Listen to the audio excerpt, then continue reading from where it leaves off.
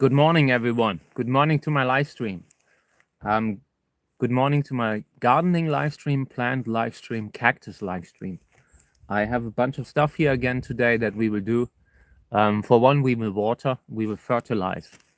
I already put out the water hose so we don't have to pull it, so we don't have to do anything difficult, And yeah, it will be awesome.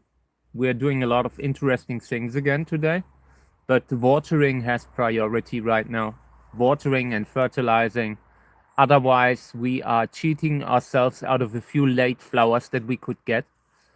If you now actually provide enough water, then you can make a big difference.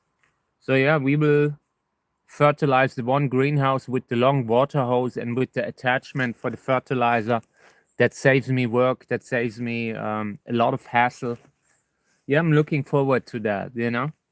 I have another one here. This is the one with the mineral for the actual salt fertilizer. But we will use the other one today. Fertilizer is called Vuxal Super, and yeah, it has a pH buffer. We will be buffering the pH level of the soil too. Hey, good morning. Welcome to the live stream. Thank you for being here. I'm a little early. I just realized we have to fertilize a little, have to water a little. So I started a little early. I already brought fertilizer that we can put into the attachment later. And then we're fertilizing a greenhouse. So yeah, and I'm always happy to do other stuff, take questions, or I have the seeds here. We might be packing some seeds. Everything that is part of this whole thing. We might also be sorting out a little, maybe looking at plants to sort out. So yeah, let me get started here, okay? So thank you everyone for being here. I will turn the camera around because I realized that the chili over there needs water urgently, and we will use that to just fertilize too. They've gotten a little behind with the nutrients, and I want to make sure that they have everything they need. Hey, good morning, Pear. Greetings to you. Thank you for being here. Hope everything's okay for you. You know the deal. So fertilizing a little. They are really dramatic when you see how they are drooping, how the leaves are hanging down after just a few hours of not getting watered. But right now with the heat, it can go pretty fast. During a day when you have over 30, usually the pot dries out within a day. Yeah, and that's also one of the reasons why I like to have the more organic soil now. It just takes a little longer to dry out when you get these excessive heat spikes in between. Yeah, and we will be fertilizing in the greenhouses. I already laid out the water hose, and I also have the attachment for the water hose. Makes it so much easier. Everything's already prepared, and we will be doing that in a few minutes. Just wanted to give these a little more because I've seen one or two had really started to look very dramatic. So this morning I was taking a walk with my dog Mika, and in the forest we found that someone had wrapped the dog poo in a plastic bag and had then thrown the plastic bag in the forest. I will never understand that kind of a logic. They're making all that effort to bag it up, and then they're throwing it in nature anyways. They might as well put them out that it can break down. But yeah, of course they have to wrap it in like 5 layers of plastic. So yeah, let's go over. I wanna fertilize the greenhouse a little bit. There's so many plants that are too heavy to carry them, and oh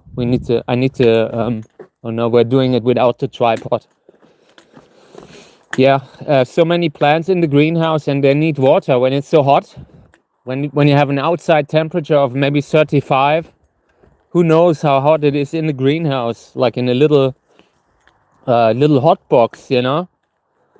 So yeah, let me show you what I'm using, what kind of equipment I'm using. The water hose here. We are starting to get along, but I'm really not 100% sure that system here is. They should make them a little bit in a way that they don't bend so easy, you know. So this here is the fertilizer attachment. Hey, good morning, everyone. Thank you for being here. Greetings. So yeah, we will be fertilizing a little. This is the fertilizer, by the way. Fertilizer called Vuxal Super. And I will just be using a little bit. And later we are filling it up again. Already putting on a glove. When I'm handling this kind of stuff, having a glove, it might not be a bad idea. You don't know what how something will react when it's on my skin. Oop. Okay. Yeah, and then we are mixing that, turning it on. And I will try to fertilize this greenhouse here.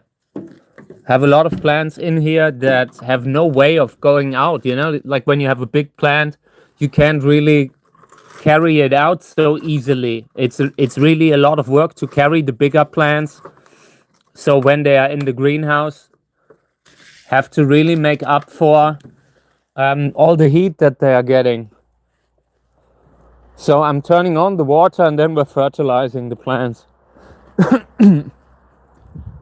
Right now we're in the phase, the main flower flush is over. So the cactus season, the flower season usually goes till July, August. But you can greatly influence how many late flowers you get, you know. Right now the season takes longer and longer. It's longer and longer because of the warmer temperatures. And if you give them enough water, if you give them enough nutrients, they will flower again. Especially when it's a fertilizer that's a little bit higher in P and in K. That one flower fertilizer that I'm using has a K value of 30. You know, that gives them a lot of energy later on in the season. So, okay. Yeah, let's put this aside that I'm not making a huge mess here. Yeah, and then I'm trying it out. This on mixing. And it should have the lowest possible dosage.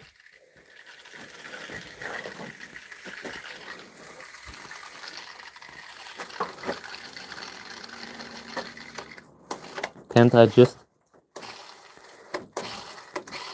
There must be a way to lock it, right? Oh, come on. It's like a chainsaw. If you don't press on it, it's not working.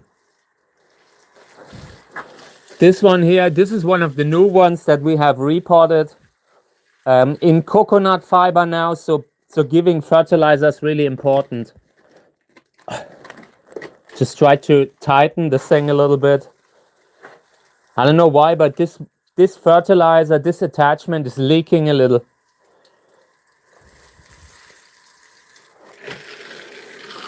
Also important with these that I put in coconut fiber at the top. The water stays a little longer in the medium, but you have to give them something. It's pretty much empty.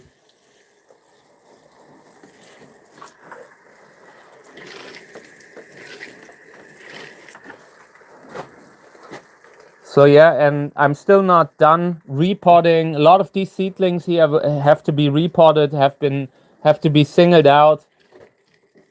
I'm just getting me one after the other, and it takes forever. Repotting is really a lot of work, especially when you have health problems, muscle problems. Makes things so much harder.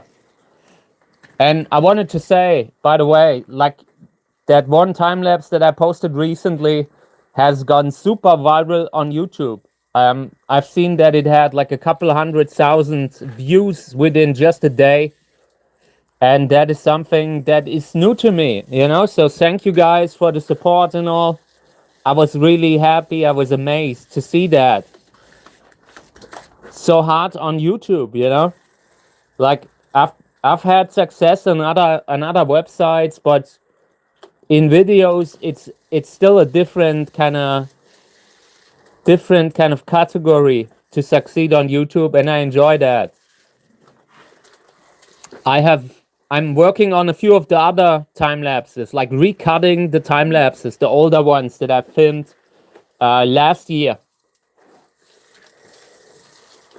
Yeah, and doing my best that they look great. In those early time lapses, the editing was poorly done. I hadn't understood the software yet, like the video editor. Yeah, and now it's gotten a lot better. I can now adjust it. At the time, I could only adjust the time for the whole video, and now I can cut little segments and change the speeds accordingly for every little segment, and that makes a huge difference. Because sometimes when you have a flower, a certain part opens faster than the other part, you know. So in the beginning, they might open very fast, and then everything goes much slower. Yeah, so you have to sometimes just set the video, like split it up into smaller phases and give these different speed. And that looks so much better now. Like you've seen it, the first video was instantly going viral.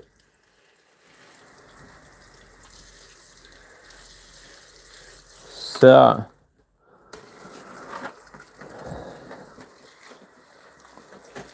yeah, and I'm happy that we're fertilizing in here. This was really necessary. This is already looking pretty empty. Maybe we have to load up again. Yeah, and before we are moving the plants into the greenhouse again this year, I want to have it cleaned, like cleared out at least once. At least the small ones that are still somewhat mobile. And then we can decide how to place the plants over winter. Next winter, I want to have the taller plants here in one greenhouse. And that will make it a little easier because you don't have the big plants that surround the smaller ones. When you have these kind of shade corners that you are creating by having too many tall plants around smaller ones, without these, it gets so much easier. You see the problem earlier?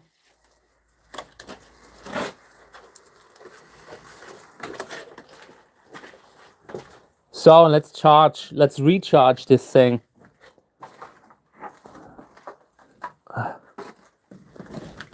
Let me see. I'm a little worried that this thing will start to make a huge mess when I'm opening this up. I think it should be out. Yeah, good.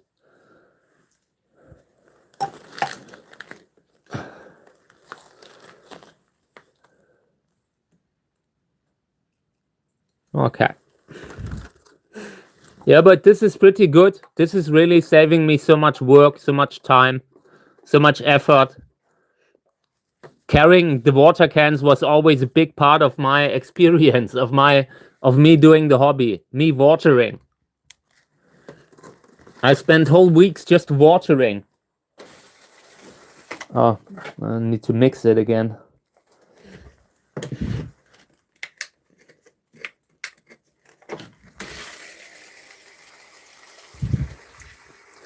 So this Shafari yellow,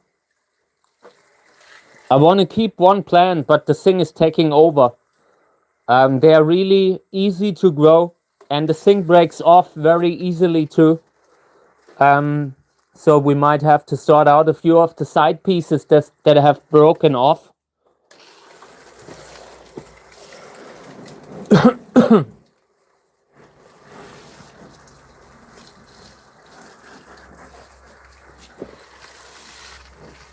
Bring some life into the medium, into the coconut fiber here.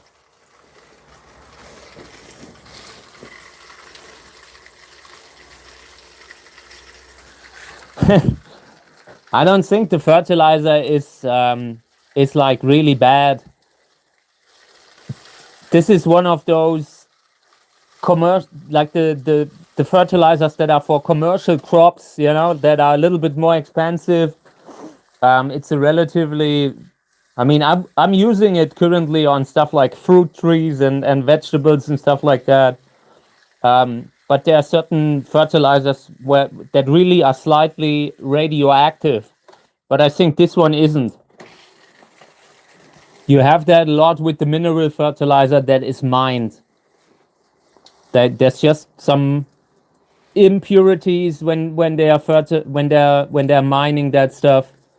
Yeah, it happens. You know, a little bit of radioactivity can happen. It can have a little bit as a treat. Hey, yeah, too many plants. We will be sorting out this year.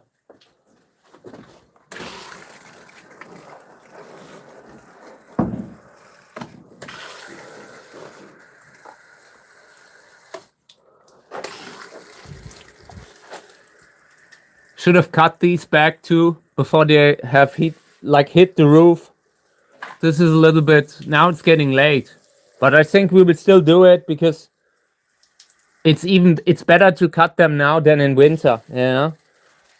In winter they could become infected from just pressing against the window, and then you have an open wound in winter that's kind of hard to control.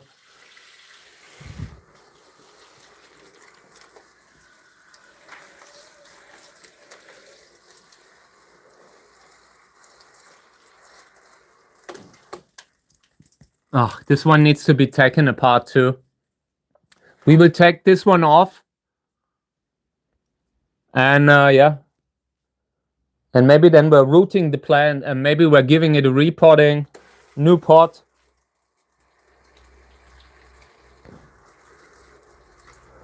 It reminds me of these ice things, like when you buy this kind of a, it's not ice cream, it's like frozen juice or something like that, you know, the green ones. It reminds me a little bit of that. Makes you want to try a little, you know, but I think it's not good for drinking. That's what I heard. They don't recommend it.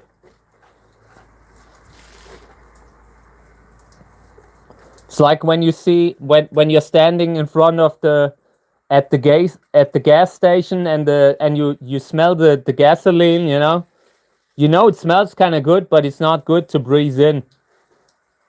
This must be the same. Looks great, looks tasty, but it's not something you want to have.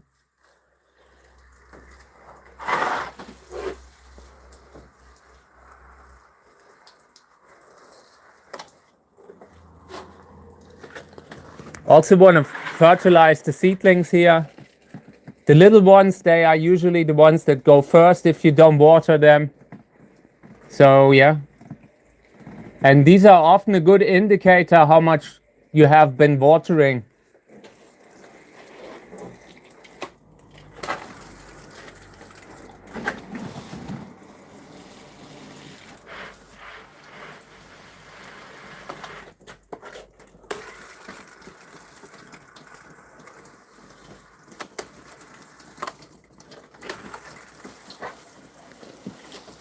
I have seen that we have a fruit on Scopulicola, by the way.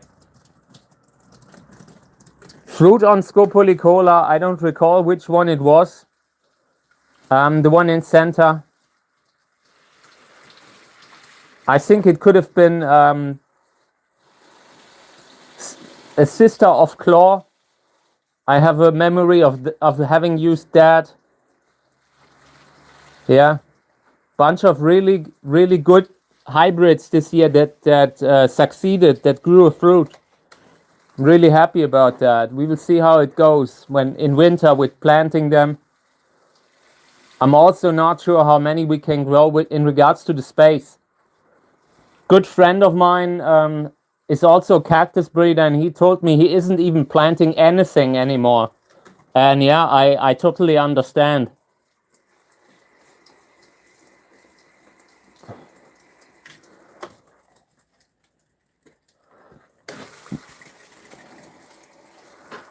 So Yeah, this is okay. Just wanted to fertilize a little in here. Haven't done that in a while. Like the last months with the bookkeeping and all has taken so much time that the watering fell behind. And that's how it is. If you have a collection, if you have many plants that depend on you, if you have these moments in between where it gets tough, then yeah, it's not good. Doing my best not to fall behind too much because that adds pressure. The more pressure you have, the harder it can get sometimes, you know? Like when you keep reminding yourself that you have to water, that you have to fertilize, it kind of takes the joy out of it a little bit. I really try to avoid that.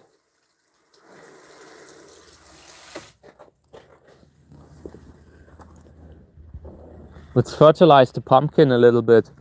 Oh, by the way, yesterday I did a video with the pumpkin. I need to show that to you.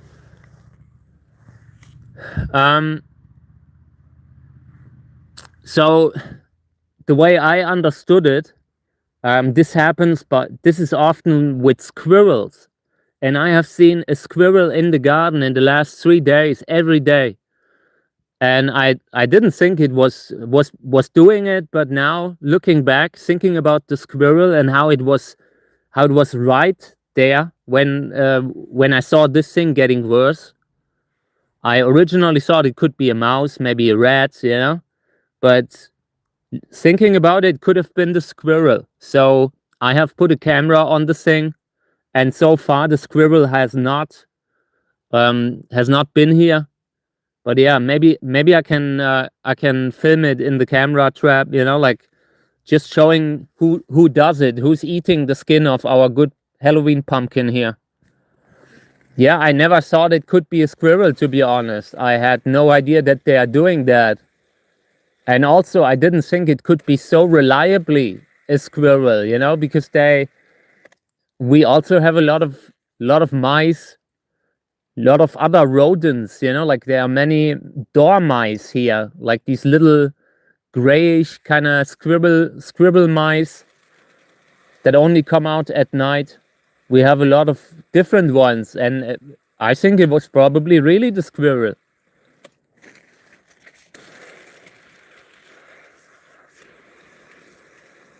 But yeah, you know, it doesn't really bother me as long as an animal has something from it, you know. I'm really happy that at least our pumpkin had a good came for a good cause, you know. Like feeding a squirrel is okay for me. I think it might not last until Halloween anyways. Maybe we're lucky and we're getting a few more later on. And if the squirrel isn't hungry, then we are using one of them.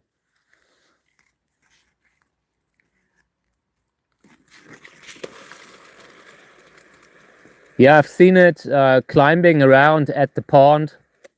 You know, the pond is great there. It can drink, and lot of trees, so it doesn't have to walk around on the open land so much.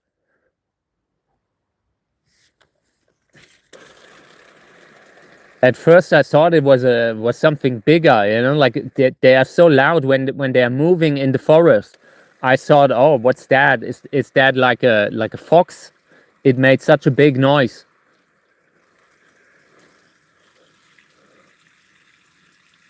Good. So let's see. What do you think? It still has a little bit of green. Yeah, let's water a little bit more.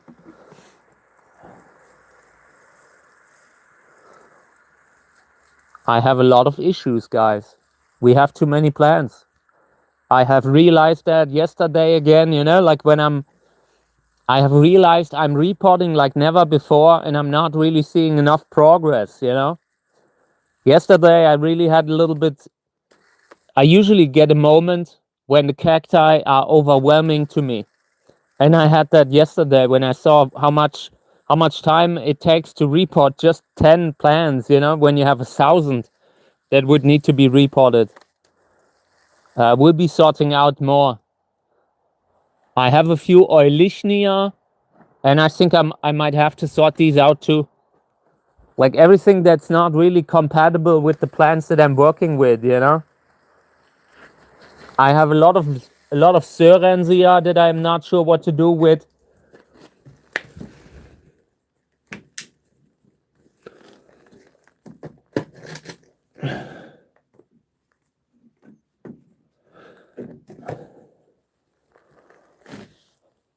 The ones that we have here, the ones that come out at night, they are not really squirrels, but they are comparable, you know, to what kind of an animal they are.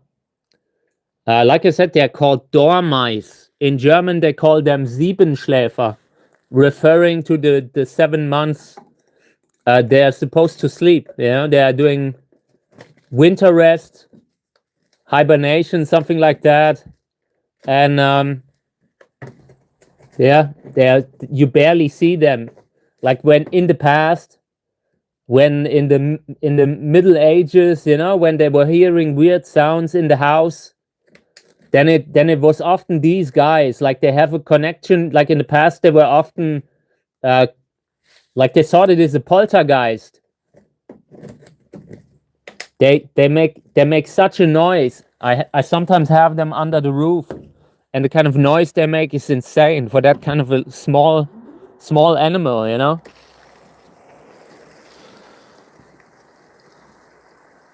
I have no idea how many cacti I have. No idea. Too many. We will sort out this year.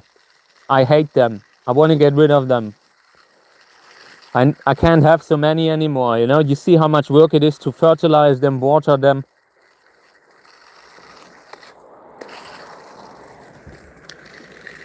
In the future, I'm doing more stuff that's more like gardening. You know, I enjoy that. Something new, something fresh. Yeah, dormouse. Thank you. They're really beautiful. I like them. And like I can hear them at night often when I'm out.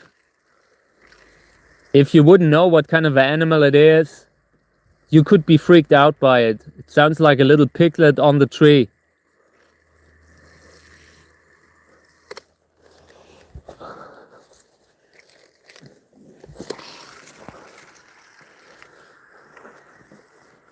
We first saw them when we were repairing the roof.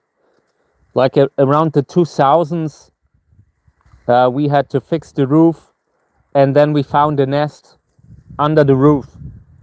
And since then, they've always been here. It's kind of hard to keep them out. They're incredibly good climbers. They climb the house easily, no problem. You know, they're living on trees, so they can easily get up to the roof and somehow get in.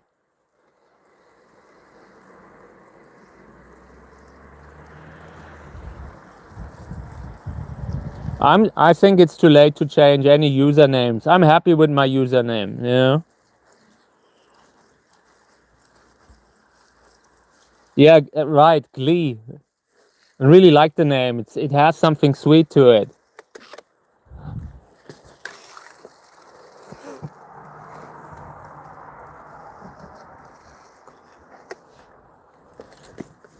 So, let's go around here. Just want to fertilize these a little bit. I have completely forgotten them here. We should have also repotted a lot of them, but time just wasn't right. Everything that we can't repot this year, we will repot next year. But then really, I'm sure we will catch up eventually, but right now it's a little too much.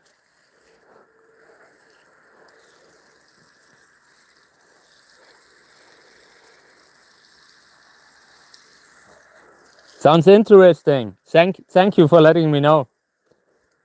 I haven't heard that before. You know, sometimes you can kind of like a word makes sense in different languages, but for me it wouldn't make sense like in German. Like when I'm hearing it in that it has some connection with white.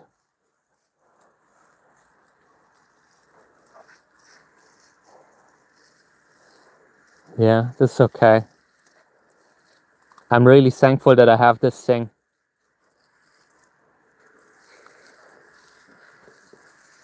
By the way, here we have some seeds. This is good. This is good stuff. I still remember when we pollinated this thing, when I put this thing aside here. And now we have a little fruit, and it seems like we also have some seeds.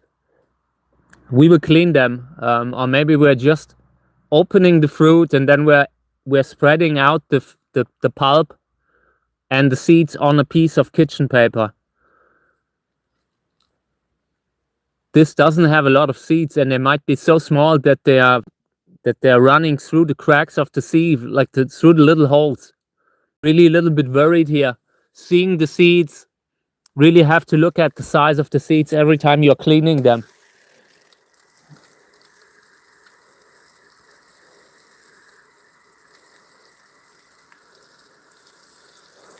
I never really understood, like I've never really played Minecraft. I haven't really, in the beginning, like with Bitcoin, I always thought Bitcoin and Minecraft were the same. Looking back, I feel very foolish now. Maybe I should have cared about that a little more when I was younger. But yeah. But on the other hand, if I had bought Bitcoin, I would have sold it for something completely unnecessary, you know? I would have probably used it to buy me like Masters of the Universe figures and that kind of stuff. So yeah, maybe it's better like that.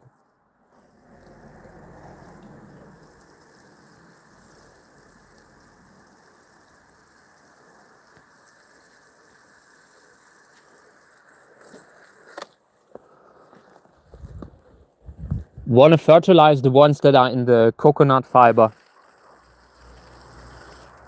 Coconut fiber is really not safe if you're not doing enough, you know?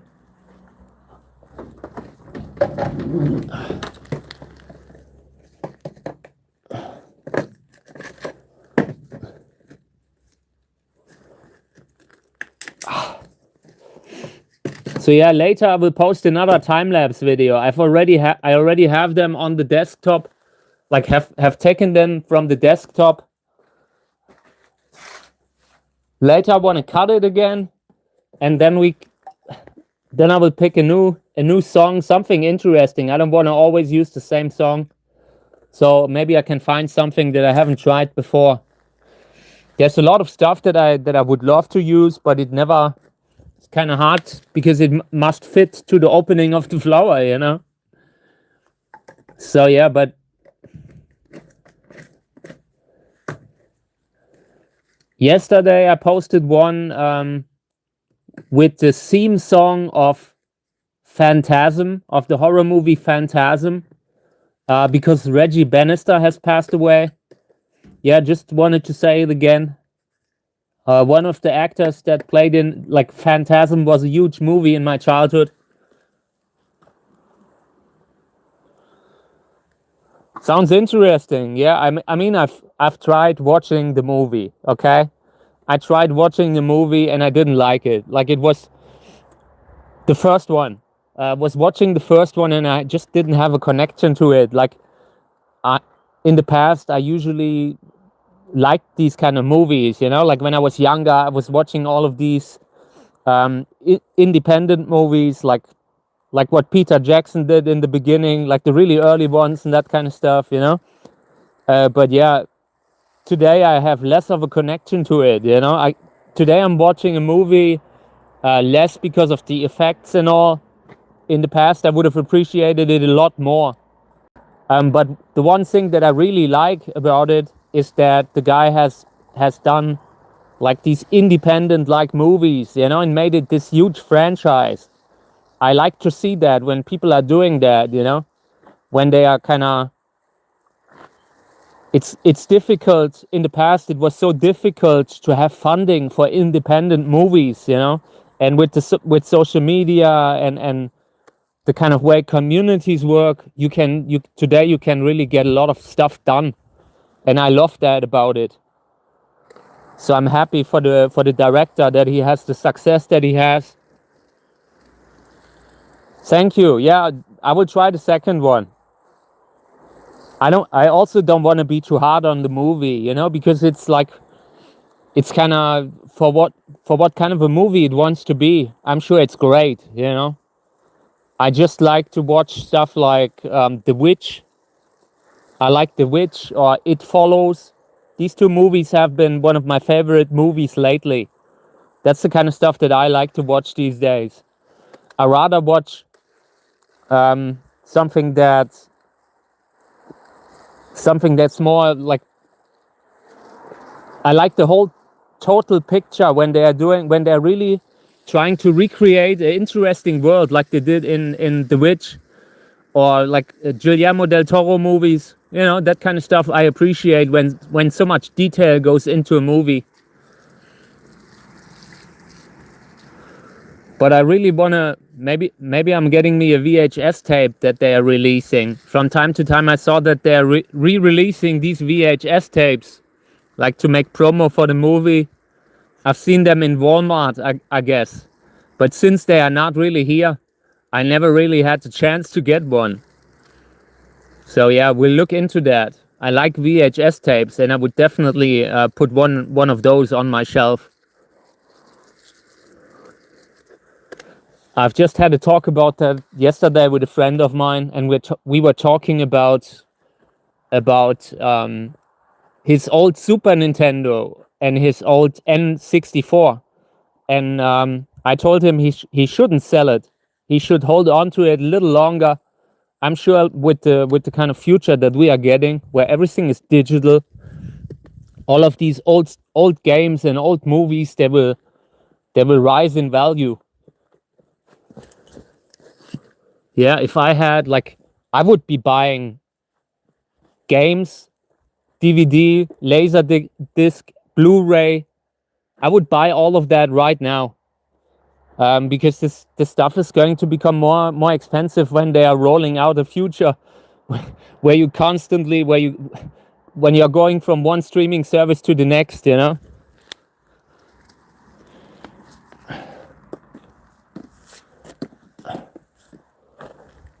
Okay. Why is it not mixing?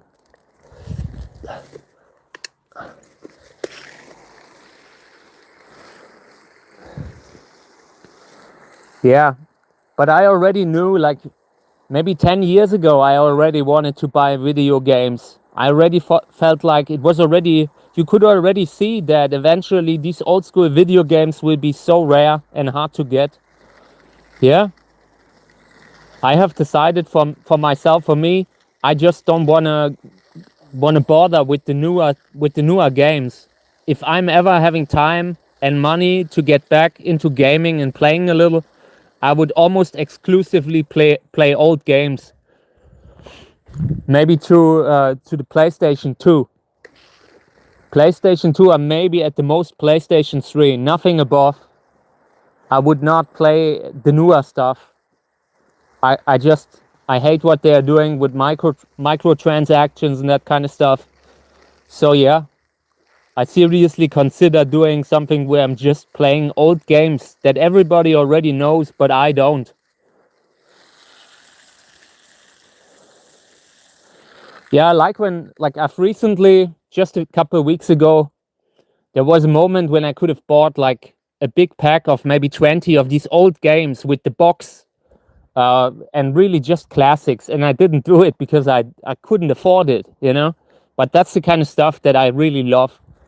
Like at the time when you bought a new game, there was a little booklet, there was an amazing artwork. This thing just looks amazing. Even if you don't play it, you have something that you have on your shelf, you know? Something that doesn't lose value later on. And the newer games, they're all trash. It's just empty. Sometimes you're getting an empty cover. Like I had bought Elden Ring for my ex-wife. Was like what I bought her the game shortly before the marriage fell apart. And I think that thing was empty, if I remember correctly. And that is such a, you know, like long term in regards to having something that is consistently worth something, you know, that is so totally worthless.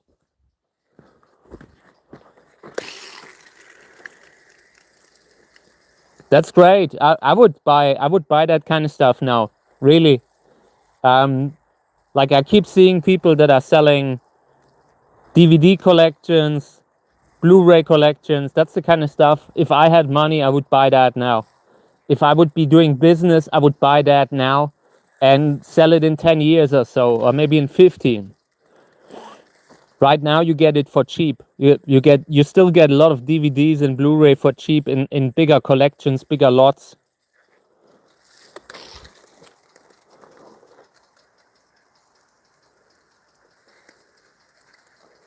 I hate the future that is coming, you know, like where you need a subscription for everything. I'd rather not participate in society. And I made that choice for me recently. I really made it. Like I looked at what they're doing with subscriptions, like a subscription for the printer, and I said I'd rather not print anymore. I'm buying me a typewriter, like one of these old typewriters. I don't care. I'd rather not participate anymore than have a subscription for everything.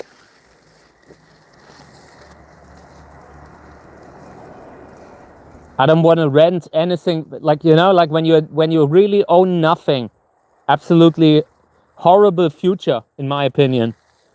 I'm still working with Microsoft Office from 2008, maybe. I don't know. It's definitely very old, you know. And that's how it used to be. You actually got some value for what you bought, for the money. Not seeing it today. I mean, they are offering you, like, when you're using something like Adobe, you know, don't get me wrong, I'm sure their stuff is useful in the sense that it helps people do their job. But yeah, that aside, hate how we are just paying to use.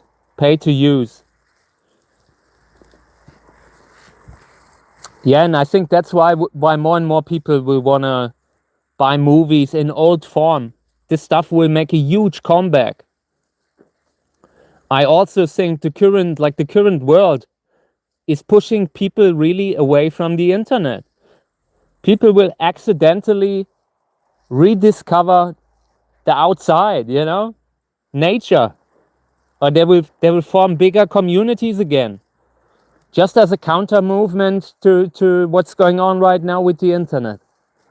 Places where there's no phone allowed, no smartphone. Yeah, and I mean, I love smartphones, you know, but I totally get it. I totally get it.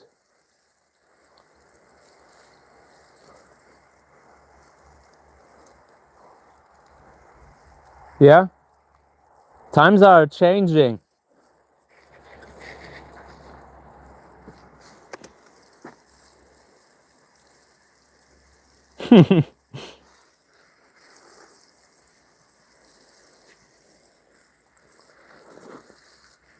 Yes, I'm currently I'm using like a software for the bookkeeping, and all the newer stuff's also subscription models now, you know.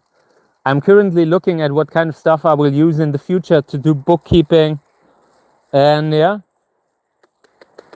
everything is getting unnecessarily expensive, you know, stuff that was never supposed to be expensive, that was never supposed to be a monthly payment, you know. That stuff's getting, like, I remember when you could buy, when you were buying software, you bought like the previous year's version and you got it for like $10 or so. So much of that stuff's becoming so expensive. I think I couldn't participate in society anymore with that kind of pricing that's going on there. And it's okay at that point. Society might not be for me.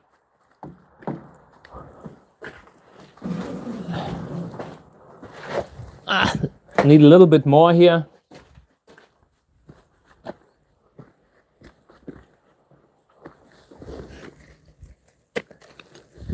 I never really thought that what I'm doing, like me with my work, I'm a cactus breeder, okay? And I'm not really someone who wants to be political, okay? But now that I've seen the world come into existence, I have realized that by accident, stuff that I say is political. Like when I'm saying, like, you know, today you can't really be, like, it's always a battle in between caring for nature and it's and monetary like when you look at nature, you have to look at it, in my opinion, you have to look at it like an expense, like something like a utility that's just that you have to pay for, you know. But so much of politics today, if it doesn't really make sense, if it doesn't really earn them money, they can't really understand why it matters, you know. And that's in that way I have become by accident political, also by saying that, for one, with social media, you know, like looking at social media, I don't like what they are doing, and that's also political by accident. I think it shouldn't be political to be like that, you know, to just say, hey, maybe we shouldn't destroy society. Maybe we should make sure everything stays nice and positive, you know. But somehow that has become a hugely political thing. I have recently started to attract the first bots, you know, that are somehow then also showing up in my comment sections. Yeah, and I hate that. I never wanted to have anything to do with politics. And now, I mean, you're talking about how hot it is, you know, how little water we have, and you're already in politics. Then you're talking about, hey, maybe we shouldn't, maybe democracy is a good thing, was really okay to have, you know. Then you're once again in politics, you know. So much of the problems that we're having, you don't even know that it's politics, you know. Like people sometimes underestimate how much is political.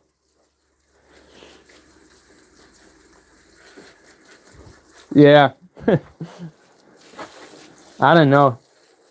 I have just realized that I will be attracting the classic political bots, and you know, like that classic audience, you know, that just defends the system no matter what, you know. Like I think if we don't have to make everything worse, you know. Like we in theory we also have the chance to decide, okay, no, this system doesn't work for us, like AI taking away our jobs, this and that, you know. If it's not working for us, maybe we don't have to do it, and instantly you're in dangerous territory, you know. I hate that.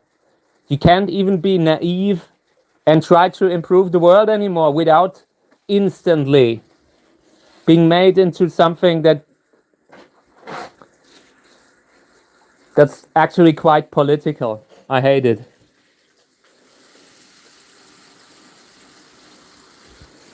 Yeah, I mean, in the past, I always wanted to. I mean, I wasn't really. It was good that I didn't really talk much about politics. You know, like looking back, if I had the internet when I was a kid, I would have said the dumbest things, literally the dumbest stuff. So in that regard, I'm very happy that I kind of didn't really have any ambitions there, you know. But yeah, the older you get, you realize that already by liking nature, by trying to protect nature, you are already in political territory, and you can already attract the usual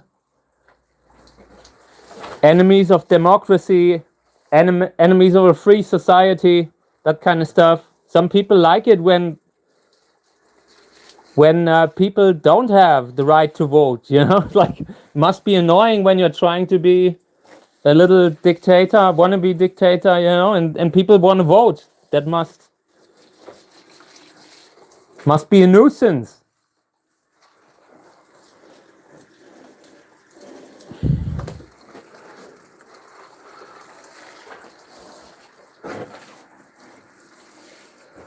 So, okay, yeah, I'm looking forward what's happening with the time-lapse video, with going viral. I'm not sure what changed, you know. I have been recently added, like YouTube has added new ways for me to kind of earn money.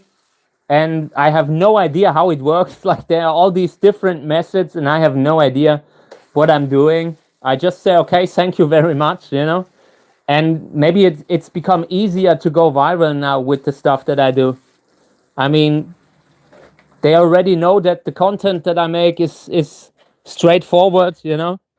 I'm sure they have protections against people who then just use their reach to for monetary gain, that kind of stuff, you know, like where you are pushing something that's actually trash, that kind of thing. Yeah, I'm really happy. I need to think, and it's important, you know, like I really need to get. I'm currently still bound up with constant health insurance stuff, and like I'm constantly still having to fill out paperwork, social security like paperwork, you know. So it's good to see that I'm really that there's progress. I found it really hard to grow as a channel, and within the last few days, the channel has grown quite a lot. And I have like I could post like 100 time-lapse videos now, probably every day one. And maybe I'm doing that just to see, okay, maybe we can scale this up and maybe we can get the foot in the door, you know.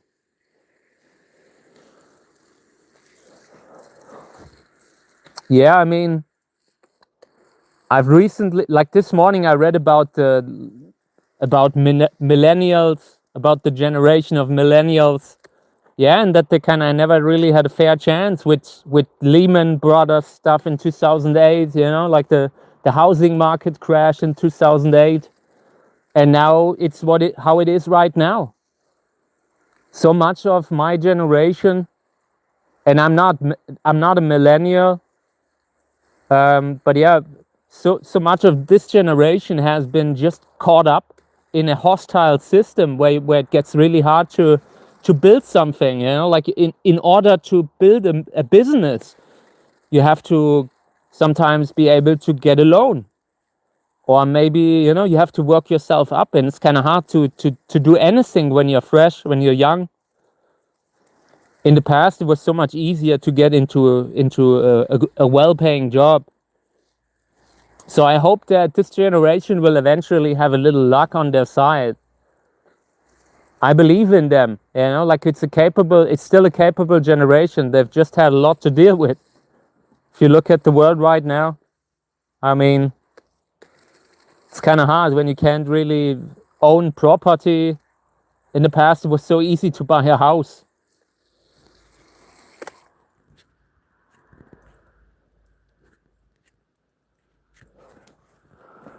So yeah, we will see. Sometimes, like one thing that I learned is that you always think you know how the future will develop, how things will turn out, and you're always surprised nonetheless. So yeah, maybe we are all kind of wrong and it will not be so hard. Maybe we are a little lucky in the future. I would really hope to see that.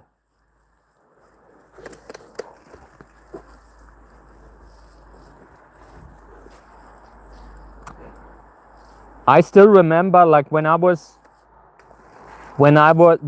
thing with the Lehman Brothers was, my father had a business, and it was so easy to get loans that you couldn't afford, you know.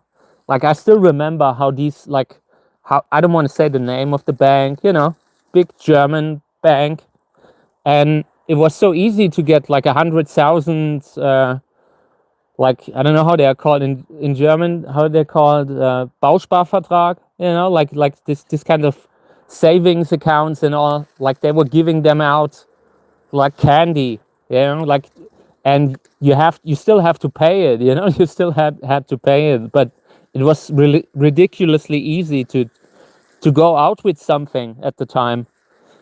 Yeah, and then we all saw what happened.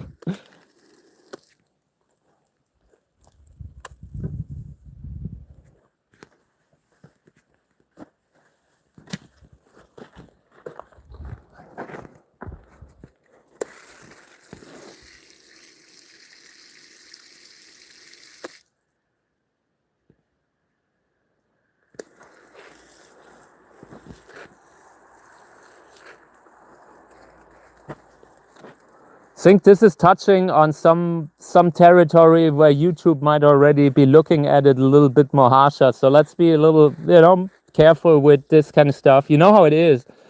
I'm sure they would be moderating harder when we're having too much of that talk on the comments. I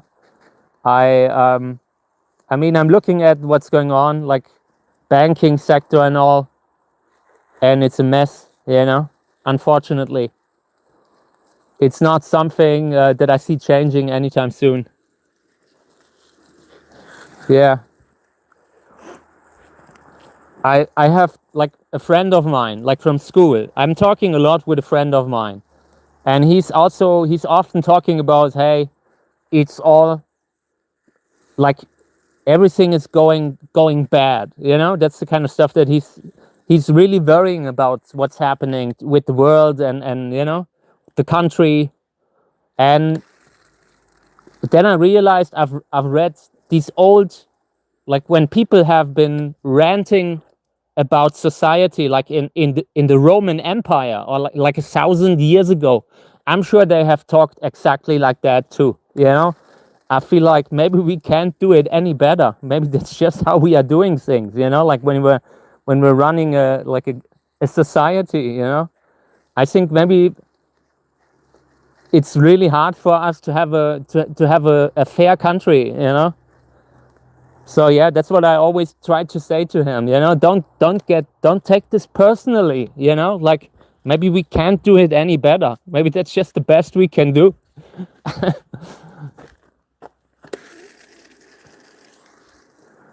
Yeah, I have really looking at the country, and I mean, I'm not someone who's really always like, I'm not watching the news.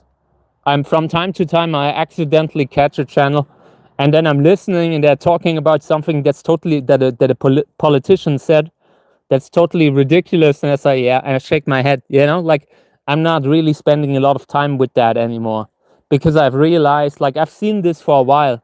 I've been like old enough. I've seen, I've still seen Ronald Reagan and that kind of stuff, that old school world, and I feel like nothing ever changes. The older you get, the more you feel like, okay, everything happens a little bit in cycles, where where you have a time where there's really poverty, and then you have conflict because of the poverty, and then it often gets better again because people see how bad conflict and war actually are, and then we're building wealth again for 100 years, and then it's kind of evolving backwards again. Feel like there's never really any constant to it. Or everything's always changing. And when we have, like in Germany after the war, like it's maybe 80 years now, right after Second World War, and yeah, they would, I think they would vote right again, like in the country now. You see, nothing has changed long term. Like it's not that these experiences, I mean, they still matter, but it's still a different thing when 100 years have gone by, or maybe 80 years have gone by. The people who saw that bad stuff happening firsthand, they're slowly but steadily getting older, disappearing. Yeah, and then we start fresh.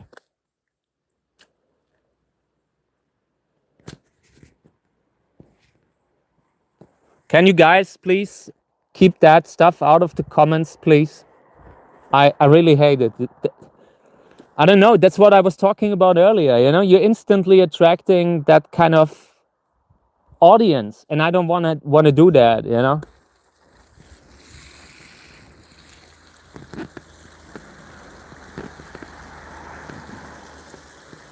They will instantly. For me, politics sucks the joy out of everything. Thief of joy, politics. And it's even worse. Like everyone has their side.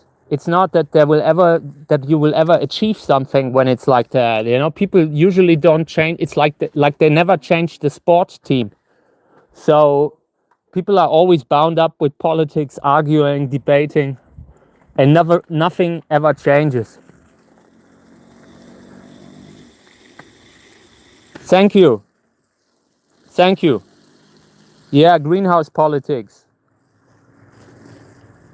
When the gardeners and the cactus breeders get really emotional,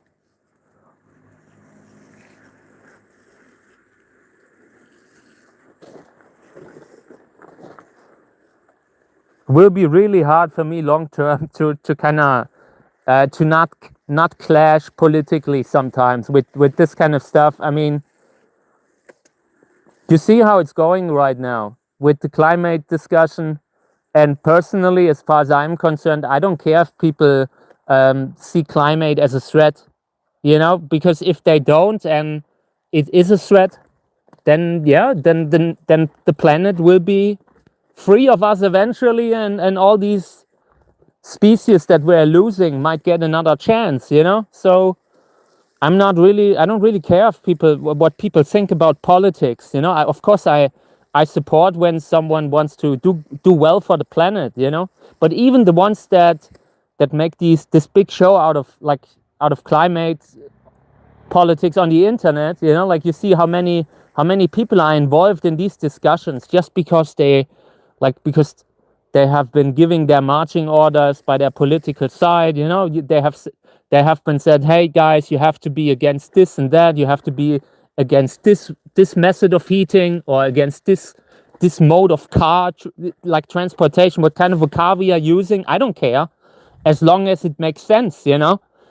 But when you're caught up in politics, so many people, it's like a sports team, and they will disagree by principle, and that's why it's such a waste of time to engage in that, you know. You will never change someone's mind like that. It's like really asking someone to change to a different sports team. Hey Robert, good morning. How's it going, Robert? Hope everything's okay.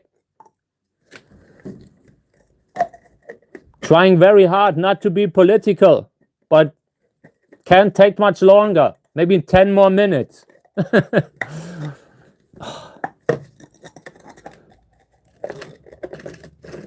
Oh, come on. Yeah, I mean, there's so much nuance in this, you know. Of course, you can't take people seriously that lecture others on the climate and use a private jet, you know. But yeah, I mean, in general, it could be good. Like, let's talk about climate, okay? For me, climate is also not to cement too much of nature, you know, like having natural land with trees, with actual vegetation that can hold the water, that can, you know, and that's also climate. So, but imagine what's going to happen when you tell people that they can't cement all of their garden anymore in the future. It would also instantly attract the classic bots that are kind of seeing that they're trying to turn it in a way that you are not allowed to have to cement your garden, you know, to do with your garden what you want. But if you think about it, it would make sense if everyone who builds a house has to legally also leave a little piece untouched, just as a tax for nature and that kind of thing. And I'm sure if we would be doing more of that, we would be also reducing the temperature slowly but steadily. Like, so much of the land isn't able to hold the water anymore, you know? And then when it's raining, it's flooding. Yeah, exactly. That's it. It's the opposite, you know, like natural land, it's a utility. Like I said, it costs money, you have to really invest a little, and it offers nothing that you can measure, like in that very moment, you know. How do you want to measure how much of an influence something has on the local climate, you know. But these things play a role in the bigger picture. I would personally, if I would be doing politics, I would just try to set something like that into law, where every house, every property needs a little bit of nature as a tax, as a gift back to Pachamama. You know, like when they are putting a drop of water or a drop of a drink on the ground. And I'm sure that would already help. It might not solve all the problems. And yeah, I mean, in my opinion, like I agree with a lot of people that say it can't be that they're shaming the little people. And you have a few, for one, you have a few countries that have insane pollution, you know, like while they are shaming the normal people and not the actual, like the causes of that pollution and plastic and all that stuff, you know. I mean, it also plays a role probably. Keeping the ecosystems intact, keeping the ocean intact. Like we are taking too much fish out of it, like with these huge trawlers, with these nets. Then you are losing krill, which is an important species for the fish. Then you are losing fish, and you are losing other, you are losing certain birds, you know, like it's all this, all connects. So that's how I would approach climate politics. You know, I don't even care if people wanna, like, if they don't really feel the temperature yet, eventually they will. And yeah, like I think George Carlin has said that the planet will just shake us off, and I completely agree. That's my opinion. If we don't take it seriously, okay. I mean, got to respect that. You know, like that dedication.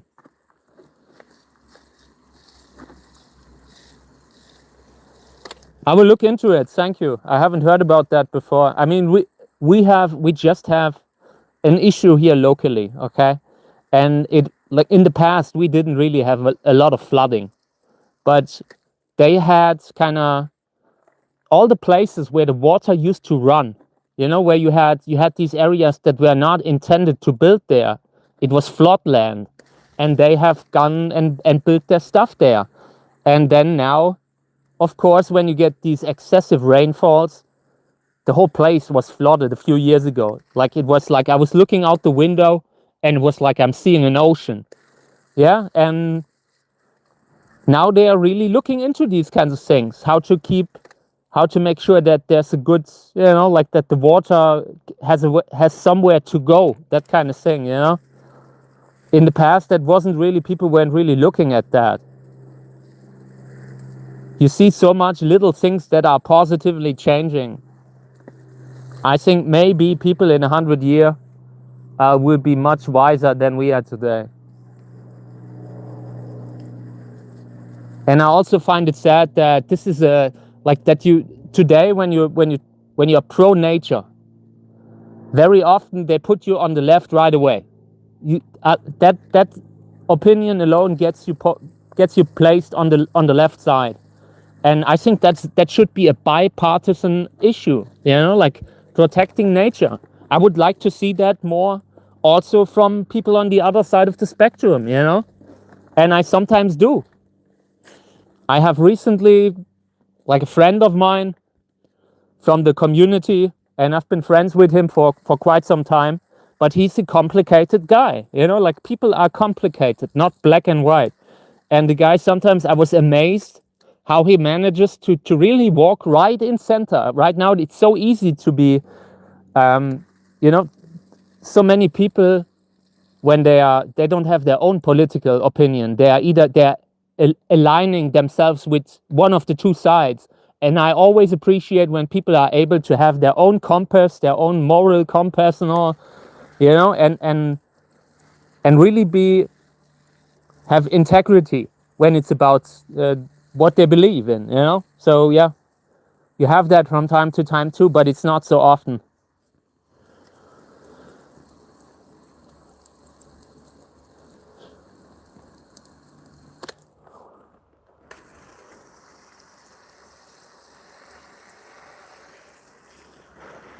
I really hope we are not getting so many forest fires here now. That's the thing that is starting here too now. Over the last years, we, for the first time where I really remember being worried about the forest fire actually getting here. We've had a few that were close by this time. Nothing big. They got it under control, you know, but it can go so fast.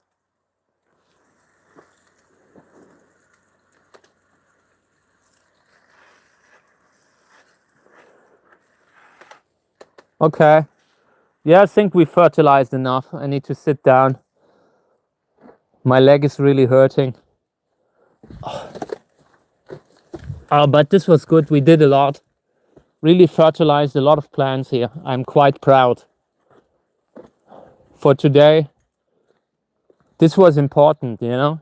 I have these moments when things get difficult, and then the pressure just adds and adds, because you know you have to water, you have to fertilize, you don't have much time, and yeah, and not being able to do it then is really adding more pressure to it, even more.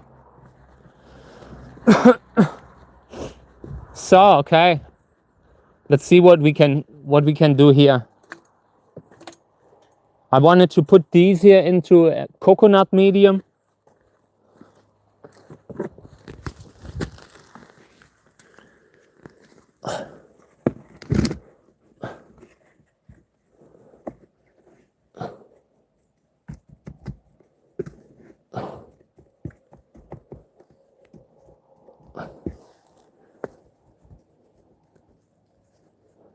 I will try growing this in coconut now. We'll place these in the greenhouse in full sun. I just felt like they were not doing so well in the mineral medium. They were a little too dehydrated. So now we're giving them a little bit of water retaining medium for the next maybe 6 months. If we're losing any of them over winter, like I'm looking very closely at this kind of medium and Lubivia, I'm not potting many into it, just a few. And if it works, maybe we're doing more next year.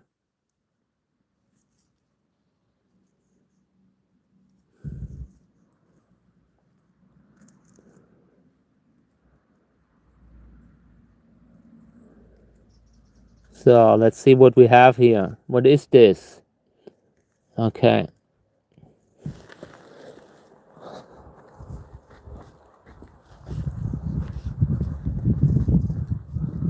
Oh, we should water these too. Have a bunch here that urgently need water. Let's turn this thing on. Maybe we're cleaning a few seeds too.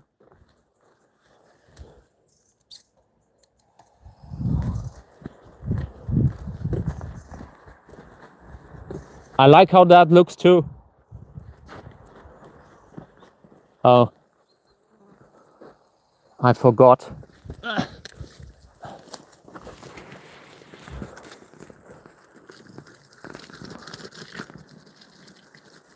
Watering the vegetables a little bit.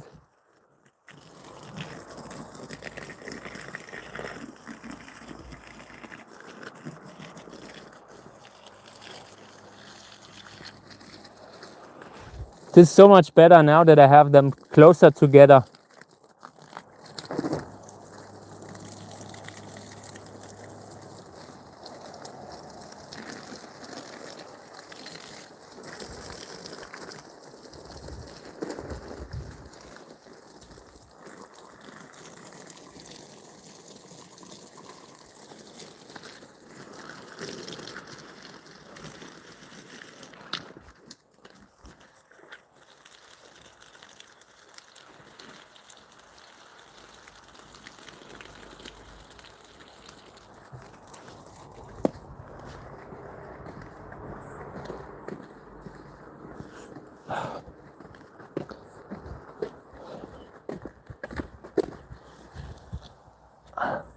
Need to put an attachment on top, so we can clean again. Clean the seeds. Need that water sprayer attachment. I'm not sure where. Oh, yeah.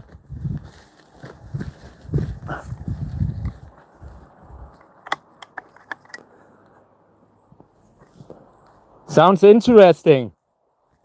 I'm not sure if I could build something like that, but it sounds interesting. I haven't fully decided what I will do with the land here. You know, there's certain parts where I could really build something. Everything is slopey, and I want to make use of it. You know, if I'm not doing anything, I'm at least planting trees, fruit trees, nuts, vegetables, that kind of stuff. You know, but maybe I'm building something long term. It's just a little bit difficult because everywhere you build something, you have to invest a lot of time just clearing the area. Just clearing the area from the blackberries and the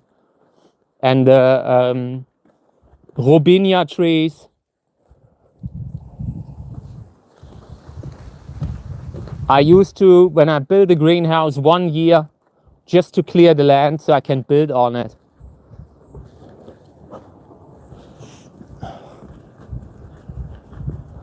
Okay. So let's see.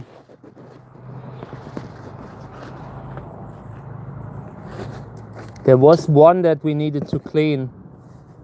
Something took apart a kitchen paper here. Look at this. This is rodent again. There was a rodent that apart this thing. Oh man, this was just overnight. I had this yesterday and it wasn't like that. Ugh, I hate it. Ugh. I hate it. Ugh. The rodents here are really bad right now. Like in the last couple years, the whole place is overrun with rodents. I'm super animal loving and all, but I have my limit with rodents. Like, and it's not that I hate them or something like that. But I have, like, when Kami is doing cat stuff and going after mice, I also see that it's intentional a little bit. You know, like that nature is like that, and that you have to have the predators that also reduce the mouse populations. Otherwise, I would be having mouse poop everywhere in my stuff. Yeah, something like this is, I'm sure it was a mouse or something like that. It's kind of hard when, like, this place here, there's so many little mice, little shrews. Really, like, it's good for nature. It's just when you're living in it and you constantly have something eating your fruit or eating something, always got to be careful that mice don't get into the house. That's why I probably always have to have a cat. I don't think I would be able to live without a cat. They would be probably dancing around on my nose. It's really hard to get everything so sealed up that that they're not getting in. Yeah, so we will have to clean. I will inspect that when I have a little time and when I have a second glove. I don't want to touch this without a glove. I don't want to get hunter.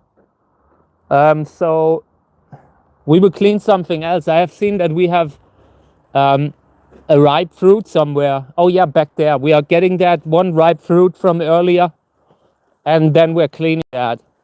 Either cleaning it or spreading it out on kitchen paper right away.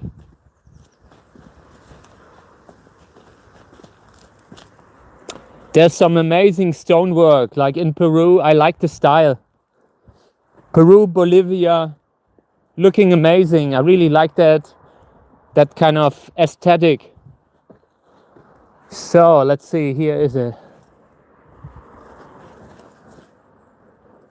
just need to cut it off.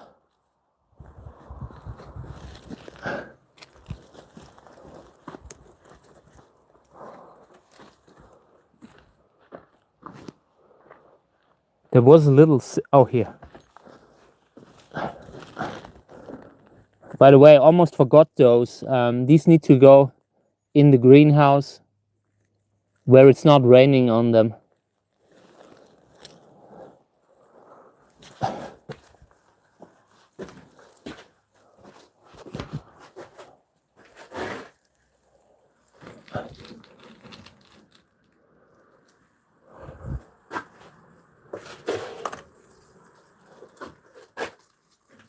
This is how I'm rooting the Hilde Winterer and Arboricola, placing them with the wound upwards into the pot, and then later when they're ready, when they are calloused, then I'm turning them around and leave them in the pot.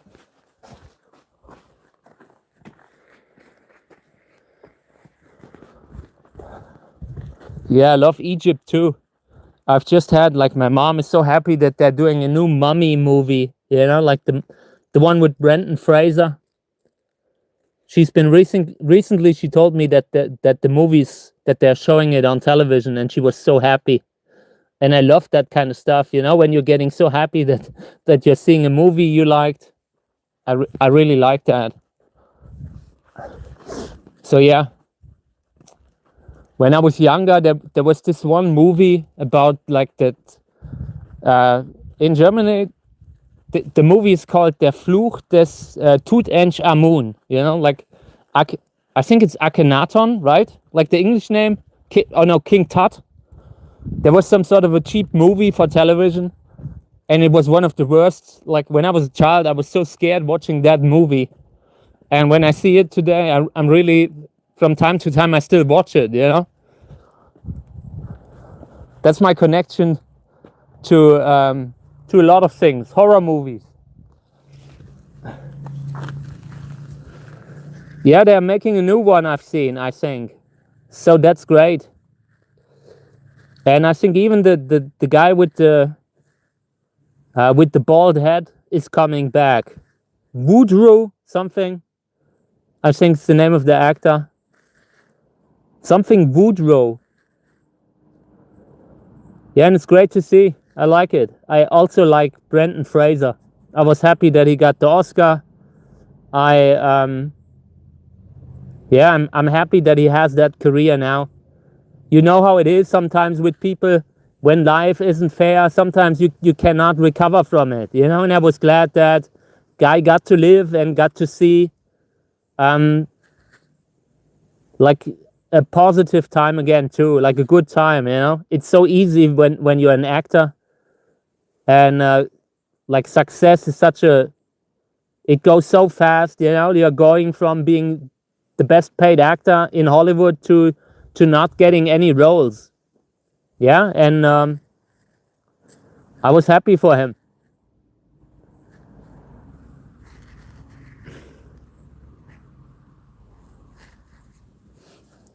Yeah, life is not easy. It's not easy, especially when, like, guy was having, like, a divorce, you know. Divorce is in general a thing that you best avoid. It's so easy to really falter when stuff in the personal life goes bad too. I have watched that movie where he got the Oscar. It wasn't really a good movie, you know. I was still liking it, kinda. I think it was an Aronofsky movie. Yeah, and it was okay.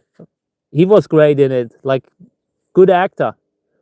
Even in a fat suit, you know, even in one of these specifically made suits where it was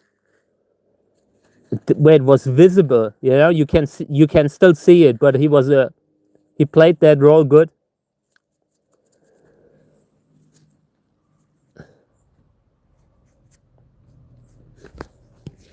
Yeah, the Roadrunner movie, I'm glad they didn't shelve it, you know.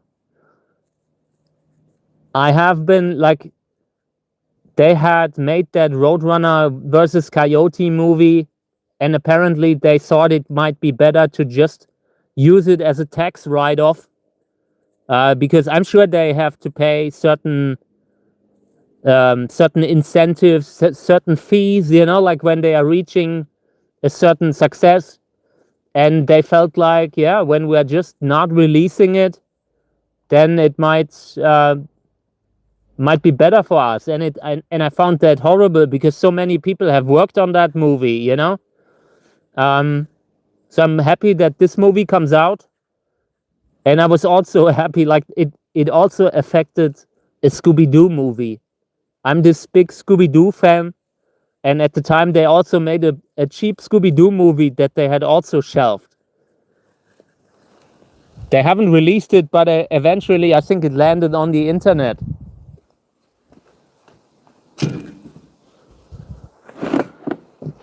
So, okay, this one here, this is good stuff. This is a Gräser hybrid with Wurlitz. And in this case, I think I also brought in yellow. So we have everything that we need to actually have the good kind of hybrid. So, Wurlitz, Gräsers Erfolg, Selbstbestäubung, and I think yellow. I'm not sure which one we used, but it was something yellow. I will look it up later. Might have also been Bamboid thinking about it, you know, because I had that around the same time. So let me see. Very careful that we're not really getting in touch with rodent poop. I hate it. Look at this. This is the seeds that we cleaned. Oh man. I have to move these into the house.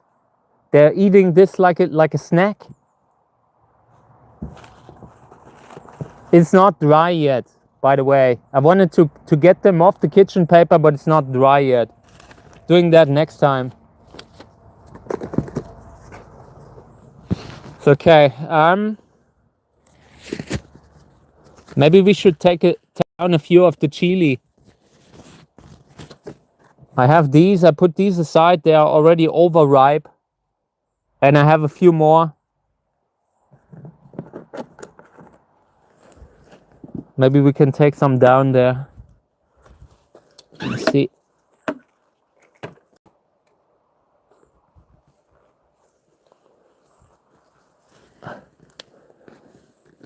Slowly hydrating again, this one.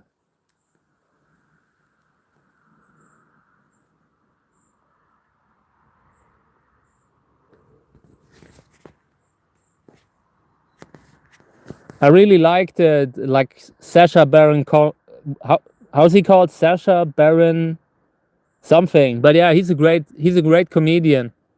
I had recently seen that show that he did, like This Is America, and it was a masterpiece. Like I've looked at that like really art. It's a really good kind of like some of the interviews that he did really well done. Like you gotta have you have to be so in the zone to not break character the way he does it. I really like it. Really like the guy.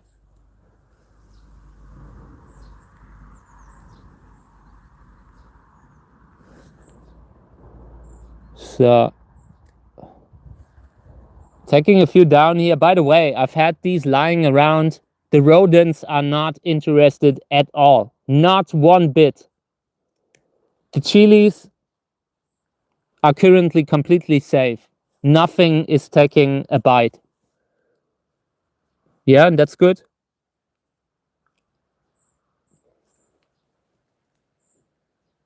Let's take this one. This looks ripe too.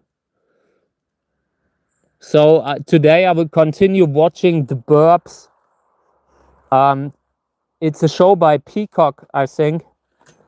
It's a retelling. I don't know if it's a remake.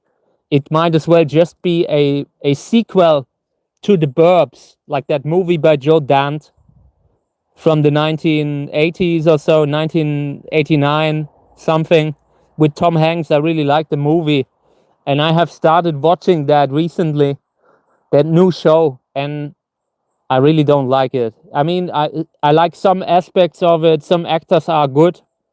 I like some actors in that thing, but it's just the classic one stereotype after the other, you know? I would love that if they're doing something new, just don't change, you know, like they're always trying to change something. They're making people like changing what kind of people that are, you know, like completely different feeling. I didn't really feel like it had anything to do with the original movie, you know. There were so many little details in the original movie, and when they're putting something in like a callback, it's usually just they're saying the same words, you know, but not really in a good scene. In a good scene or something like that. I was really disappointed. I like the original movie.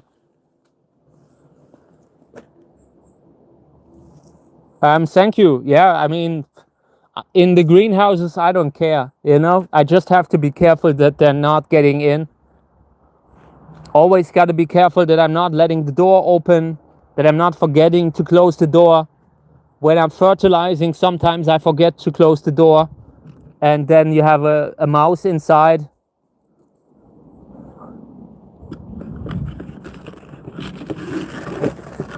So, okay. This is the Hilde Winterer, by the way. These are the Hilde Winterer seeds. These could be really good. And there are not many, just a few.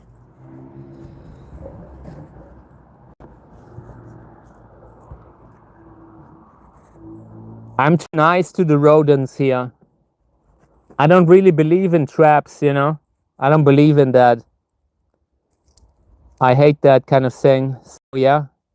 So I just hope that Kami will always take care of the problems.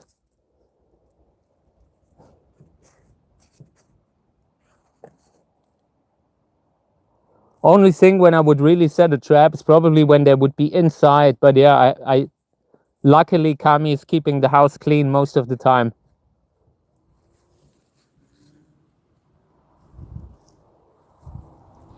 I'm looking forward to sowing out too. I really love that stuff. And I really need to think about how we are doing it in the future. Because on one hand, we have too many cacti already. But on the other hand, sowing out is really a fun activity that I really enjoy, you know?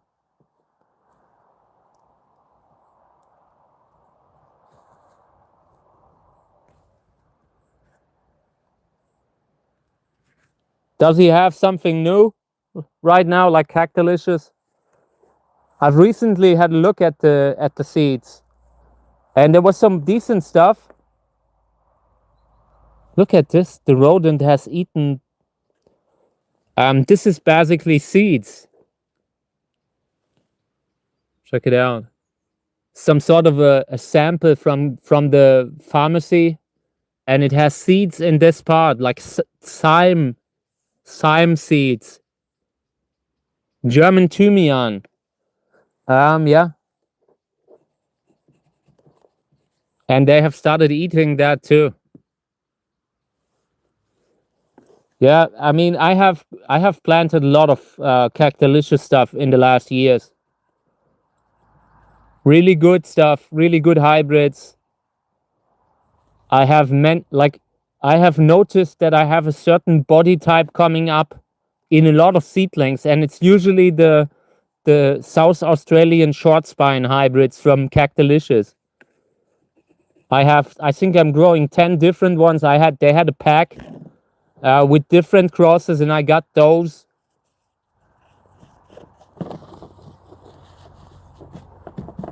And also a few interesting like crosses between something like Pasacana and something with color, you know, like a colored father, that kind of stuff with a colored flower.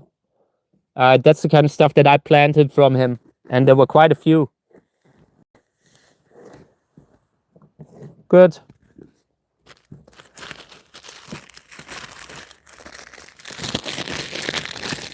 Starting to bag the chili here. Using these, this is the butter bread paper that I talked about in some of the previous live streams. In Germany, this is how they sometimes give the kids their food for school. And this is great for putting fruits in there. For one, you have it in there, it's safe. And you can also write on it. So cayenne chocolate, I believe.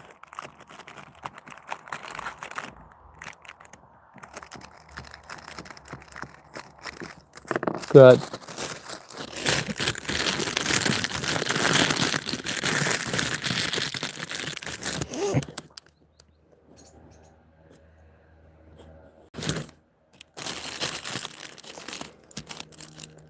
I mean, when you're getting seeds, I'm reading the question. Can you get any reliable seeds, or is it clone only? I mean, you have when you're growing from seeds, and it doesn't matter what you're growing, but most cacti from seeds have a pretty big variability.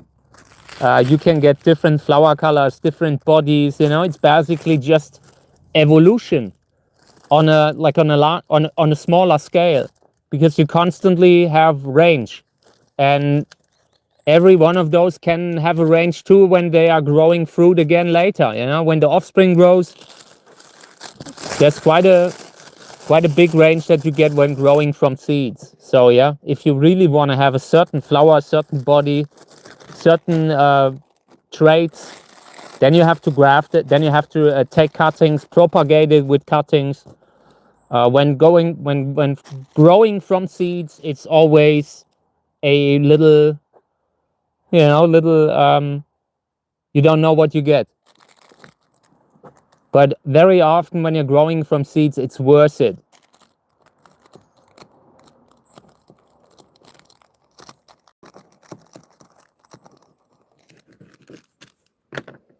Oh, I haven't seen that one. I haven't seen. What kind of a plant is it?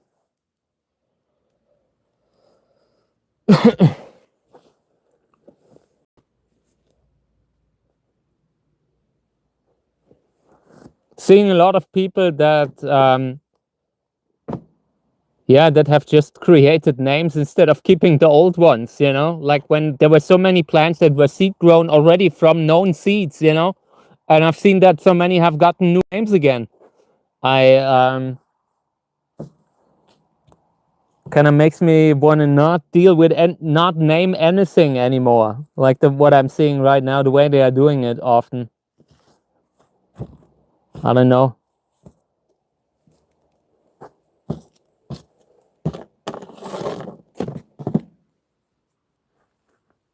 I hate it.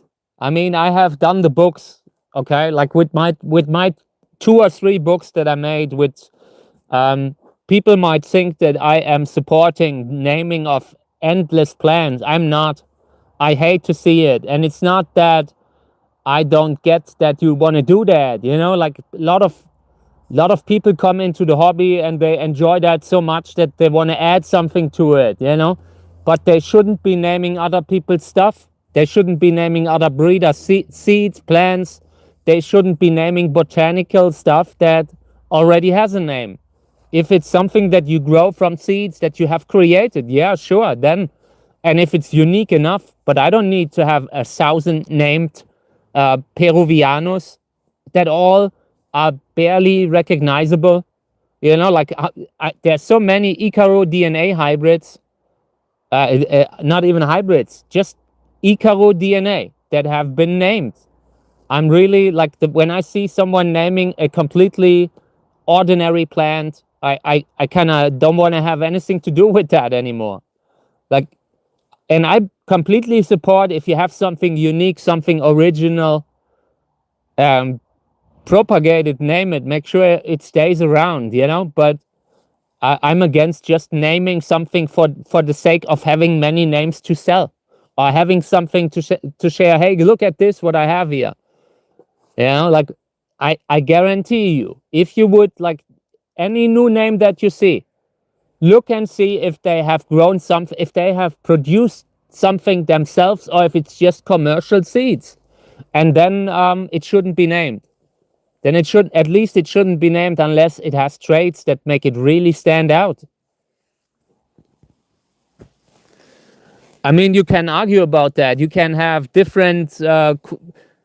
There are people that like certain mutations, certain monstros or variegations. You know, I understand when people want to propagate a certain variegated clone, or if with flower hybrids, it's very easy. You look at the flower, and if the flower is good enough, then you can think about it, you know, if it's a unique plant.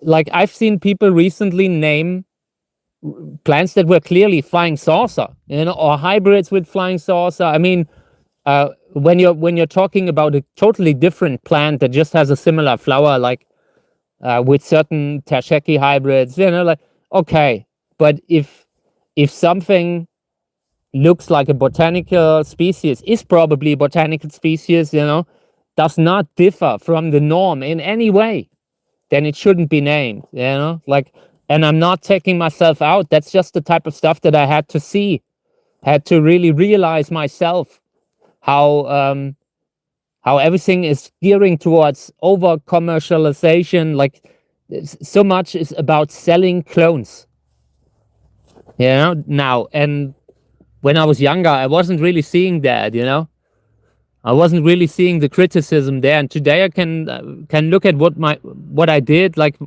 I look at my books, and if I would do them again, I would be even more strict, in the sense that a lot of plants wouldn't get in anymore, because they're not qualified, that they haven't qualified that they're unique enough, or they were something else, like a botanical. I wouldn't bring in any botanicals anymore in clone books, that kind of stuff, I'm a little bit unhappy about the role that I might have played, to think, hey guys, go crazy and name everything, like some people. I have never said that, but some people might have understood it like that, when I did my books. And the second book, the hybrid books, it's full of unique, original hybrids. It's really not just a book with botanicals just that are propagated under clone names. I really already wanted to avoid that, and it still happened a little bit. I let in too many. I should have been a little stricter. But that's the kind of stuff that you learn about. You make your experiences. So yeah, in the future, I'm only naming stuff that's really unique, that I've created, and we'll see how that goes. I haven't named a lot of plants in the last years, and I don't intend to do it. I don't define my value. I don't look at something and I feel the absolute need to name it. I could leave something and say, hey, this is a botanical seedling from this and that population, and I would be okay with it, I don't need to add anything to it. Yeah, I mean, people will take everything to the extreme, and I'm not saying it will stay like that. Eventually these people will also come around. They will see that so much of the plants that have been named should never have gotten a name in the first place. It's just normal growth as a grower, personal growth.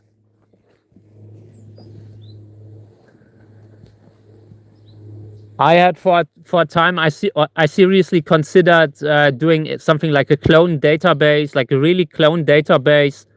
And in between, I just lost interest because there were so many that had no business of being there. Yeah, and then, I mean, I don't want to be that instance that decides what is a clone, what deserves to be. I just don't want to have anything to do with it. Almost knocked on over here.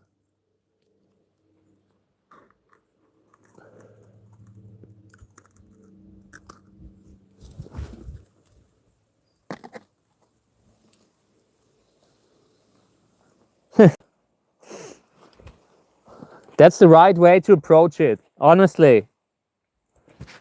That's a lot better than the other extreme,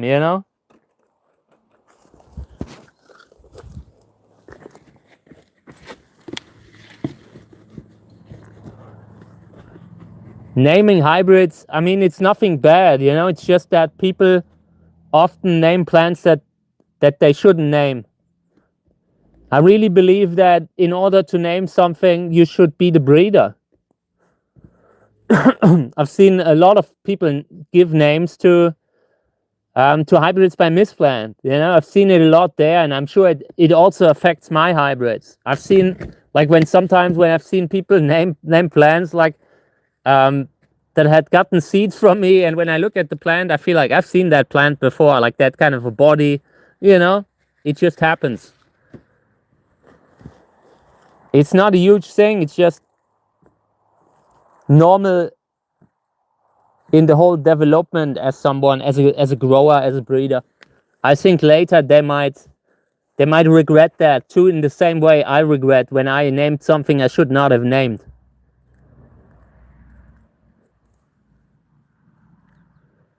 I mean, yeah, if it's something good, if it's a hybrid like flying saucer, then oh my god, give it a name, you know? Like it's not that I'm against naming something in general. It's just people don't know that there's some sort of a standard that really that matters. I mean, if you have 100 plants besides each other and you can't recognize them, you know, you can't distinguish between them, then that's usually not something that I would want to name.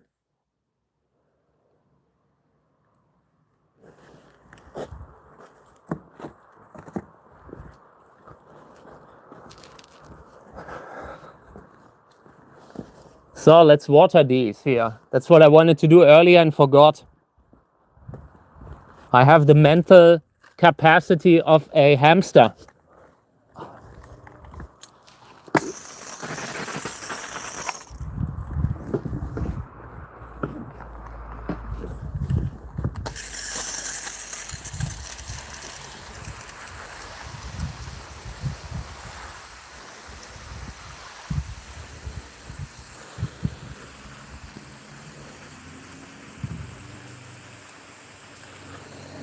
A lot of these need to be repotted too in the next couple of weeks or so. Also I will also sort some out. We can't keep them all. This just when I'm running out of space, I usually put them here.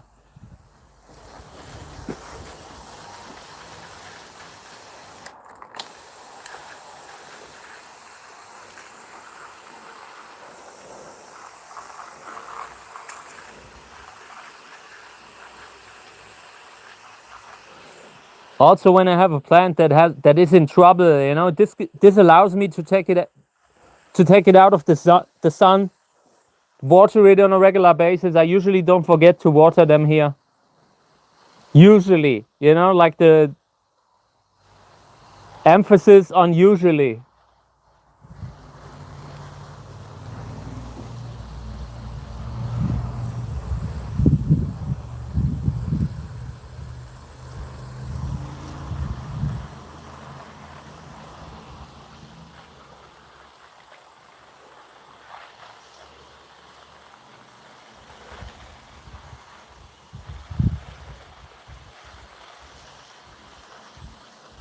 Good.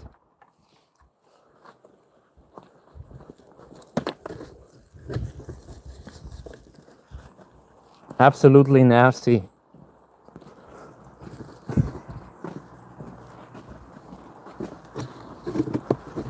So we're going a little bit walking around. I want to show you some of the pollinations that we did here.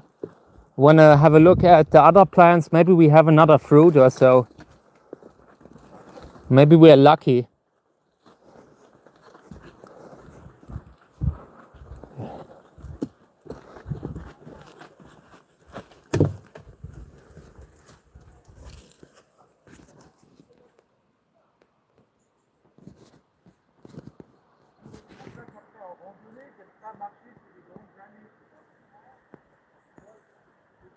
Nice little crab spider, I think. Yeah. I can't tell if this one has taken or not. This is the Hildewinterer fruit. Maybe it takes, maybe it stays on, but it's still a little early to tell. I would really like to have a hybrid with a Hildewinterer and a columnar. I really want to make that happen this year, ideally. Oh yeah, me too, Robert, me too. I have completely fallen back with the watering and I really regret it. Because you lose a lot of flower buds then, you know. I have put the camera here. Later I hope that we can that I can have a video of the squirrel eating the skin of the pumpkin.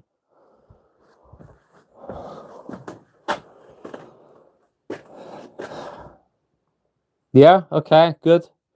I'm happy. I'm really happy with the reporting right now. Maybe reporting 1 or 2 more in the next days. But I'm quite happy with everything. Let me see how this one looks like.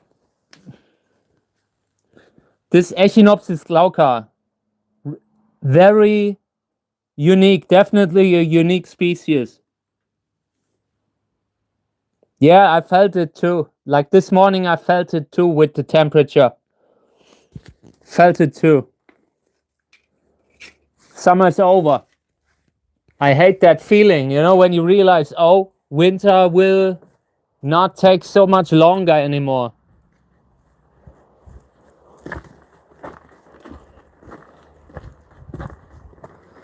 So I would say we are opening this one up here. I wanted to do this. I wanted to clean the root section here. Doing that in the last 10 minutes or so.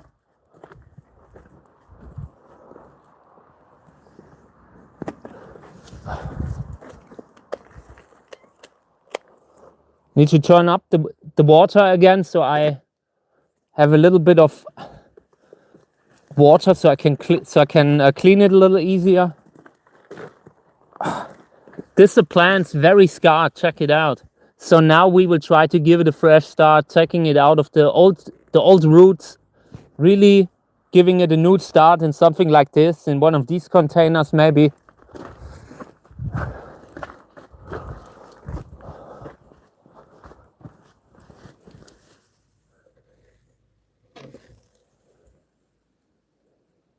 Here's a spider web in it, but I'm not sure if there's also a spider that lives here. Probably not.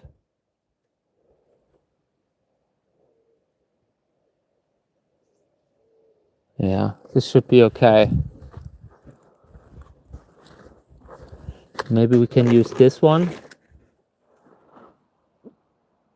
Yeah, it is better. Ready filling it up? Want to use that one for the plant when we're putting it in. The medium already stinks. When you let it stand in the box in humidity, after a few days, this stuff stinks. Really not a medium that stays fresh for long. Always good when you have it in a pot with drainage holes.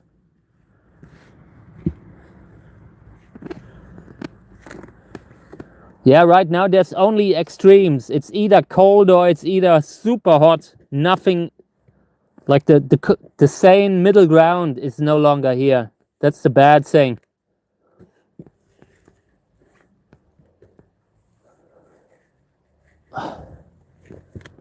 Yeah, okay, this is enough. This is enough. Let's turn on the water. Then we're knocking that root system apart. And then that plant is getting a chance. The hybrid that I've shown you, like with the scars, that is a sister of Sarvellen, but with a red flower.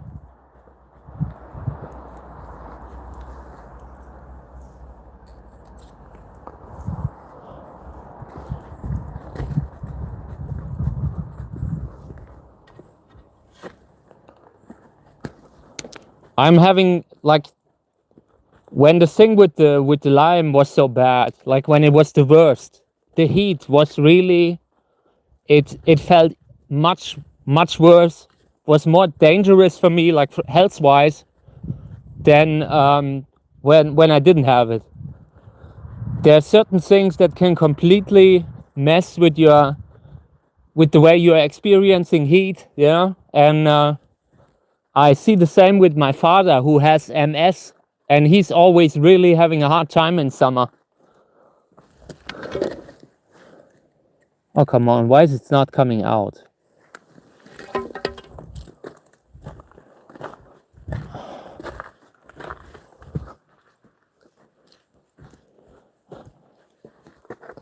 Let's try it out. Sometimes it doesn't work when you don't have something on it. Maybe this will work. I can also drink tea at 37, but it doesn't mean I'm not suffering, you know?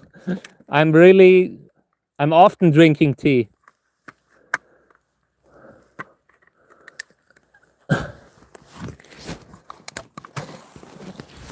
Yeah, now it's coming out. This weird, like this kind of system. It has some sort of protection that the water can't run through when you have it open, when you have taken the thing off. That's not bad. Why does it only sometimes do that?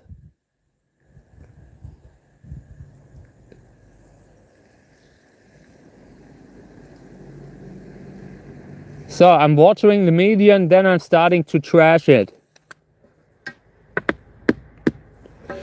Trying to break apart the root stock.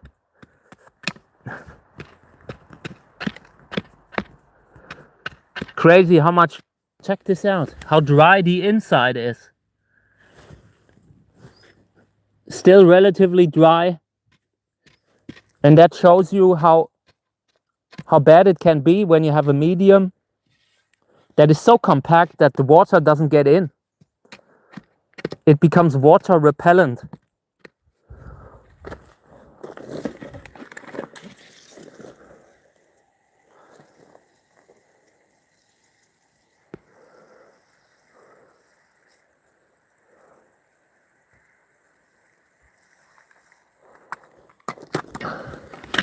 This plant will look amazing in a few years, I guarantee you.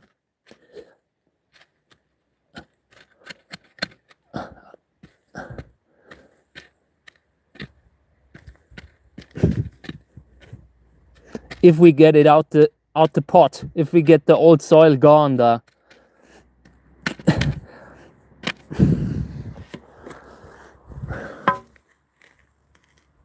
This was all weeds here.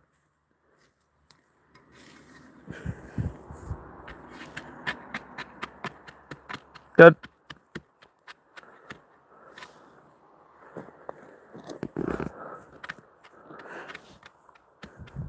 I like people who drink tea. It has culture, you know, like people that sit there with the little finger that they are spreading out, you know, like,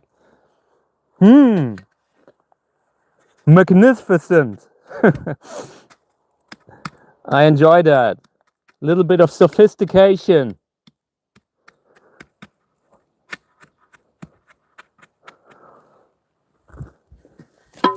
I always had to, like, very often I was having like freezing temperatures in the house. So drinking tea became normal for me. It was a way of keeping warm even when you couldn't afford to heat the house. So yeah.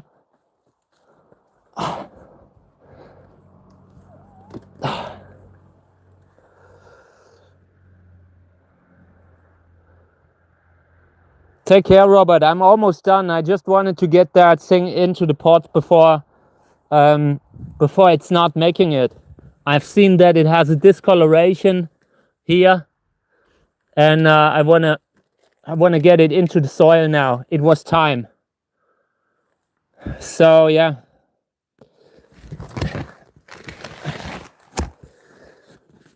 It's kind of difficult to hold it steady right now.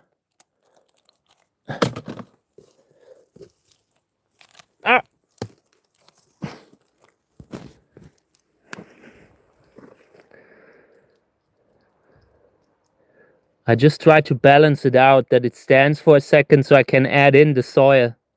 But it's not looking so good. I could really use a few hands, not just one. Oh, come on. Let me see.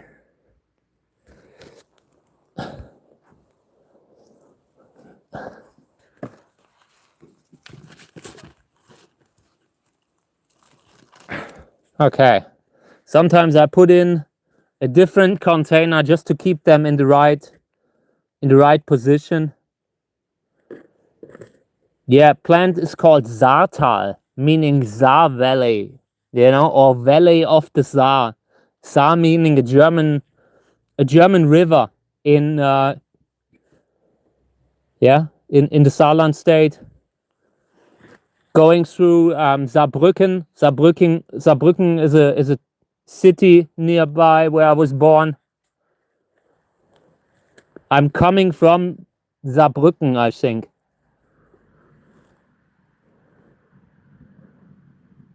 Oh yeah, I need one of these suits that I can then use to, like Homelander, just to do good, Of course, I will help the planet, like in that one movie with Keanu Reeves, where he was playing the alien that always said he's helping the planet, and then later he came to get rid of people. Yeah.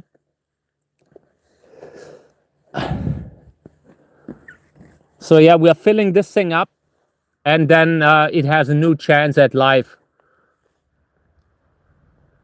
This plant has suffered way too much. I should have reported it a while ago, but I didn't even know if I want to keep it. For a while, I was really overwhelmed with these old school hybrids. Sometimes you have so many old school hybrids that you don't have space for the new school, But what you need is a mix of both, a healthy mix of both. And this is the one that I really need to keep. Has a red flower, and Saarland has more like a magenta-like kind of flower.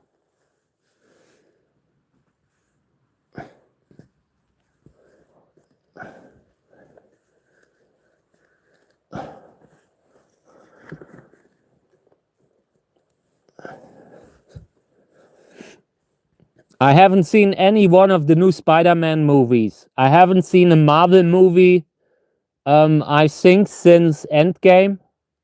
I'm not sure, but I think roughly around that time I stopped watching. I have seen, like, the last one that I've seen was Guardians of the Galaxy 3, and I went out. I stopped watching the movie because I found it was showing.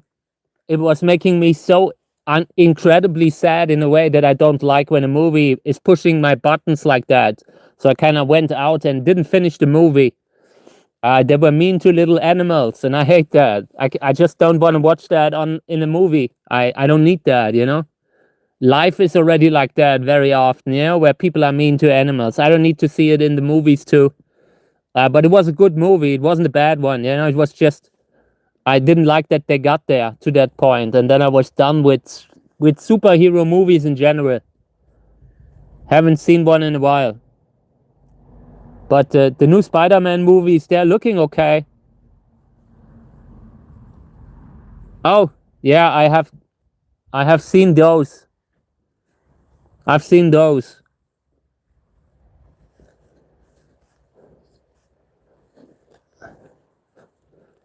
And I've seen one with Andrew Garfield, like the first one, I think.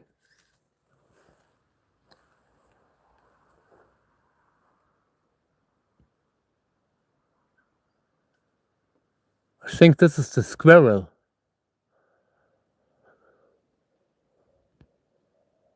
Something jumped around on the tree. I'm sure it wants to eat the skin of the pumpkin. I know it. Come out and show yourself. Rodent. I'm honestly like, and when I'm saying this, I risk that I'm sounding like the classic people that are getting older, that are saying all the new stuff is trash. But I really feel like that the way the new movies are looking, the way they are so oversaturated with CGI, I think I can't watch the movies anymore. I think they look fake. They just look too fake. They haven't. That was the thing that I hated with the new Masters of the Universe movie. They just don't get that. The more CGI they put in, the least my brain thinks it's the real world, and that kind of takes me out of a movie very fast, And so many movies today are just made inside in a studio in front of a green screen, and you see it. You feel it, It's not something like you can make a movie with CGI, but without it being so obvious. Like when they made the Lord of the Rings movies, they used a lot of CGI. but they didn't do it in a way that was so intrusive as the people that do it today, you know? I would rather have they are telling smaller stories, but they are showing it in the real world. And that's why I haven't really seen a lot of movies that I liked.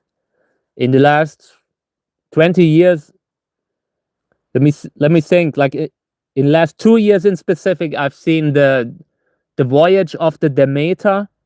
I have seen that Nosferatu movie. Um and those two were okay. Nothing super great, but it was good both. And what else have I seen? I haven't seen a lot of movies lately. The remake of The Burbs is one of the first new things that I've been watching because I was done with that kind of stuff, with the whole entertainment content that they're putting out today. I'm just not feeling like this whole generation of Hollywood movies where they are giving roles. Like, I really believe in letting really good writers tell a story. Like, it doesn't have to cost a lot of money. Like, when they should be giving smaller movies to people, like they should be risking it more often to give a movie to someone who doesn't have the writing credits yet, but is talented, you know. And you don't see that many of those anymore. You see the people that are creating the current movies or shows like The Witcher. They are always failing upwards, and they keep being pushed into these positions despite the fact that they obviously don't have talent, you know? And that's what bothers me about the current situation, you know? Like, I usually follow certain movie makers, you know, like I've been watching the stuff that how's he called? Like, the one that who made The Practice.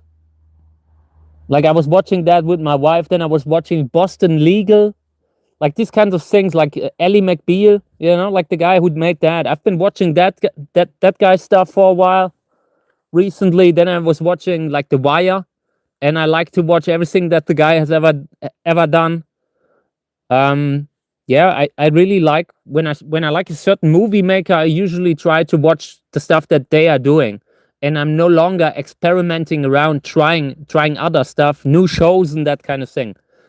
I'm not really touching any new shows unless I already know it's at least good. It's worth my time.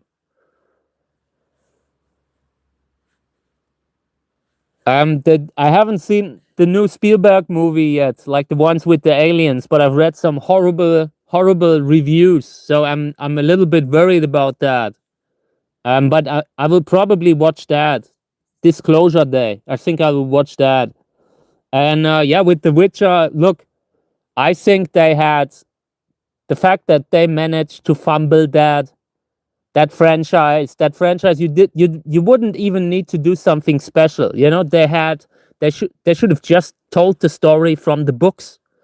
But the people that make these shows, they don't want to be true like they don't want to have a material where they are bound within the story, you know. They want to tell their own story, and instead of actually following the original, they are shoehorning something into that franchise, and it's usually garbage. Yeah, and that's how it was with The Witcher. I'm not sure what these guys were trying to do. Really, I don't get it. Like, they had such a, I don't want to say it's a well written, like, that the author. I have listened to some of the audiobooks, and if you would be true to the story and you know, like the books, you could already make a good show without talent. I really didn't get how they managed to fumble The Witcher. The world was interesting, had a great actor, like everything looked good, like the world looked interesting, you know. But then I was watching it the first season, like for someone who didn't know the game, it was so confusingly cut. I was really confused in the first season, and then it got worse. Really didn't like The Witcher.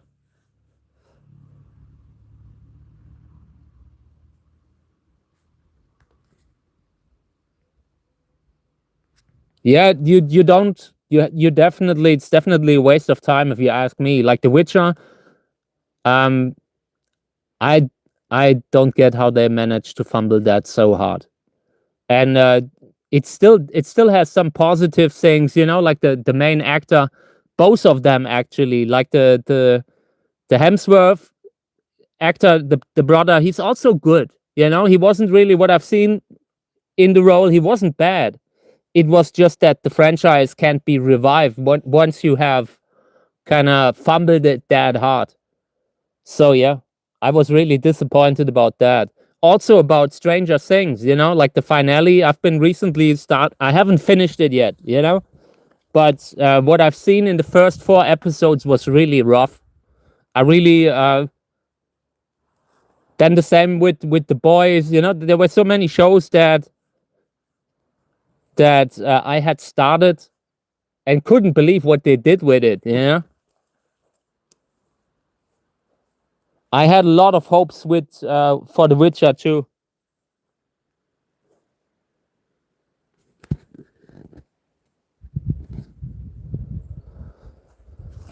Yeah, I have it on the TiVo thing, but I haven't really watched it yet. Like the last 4.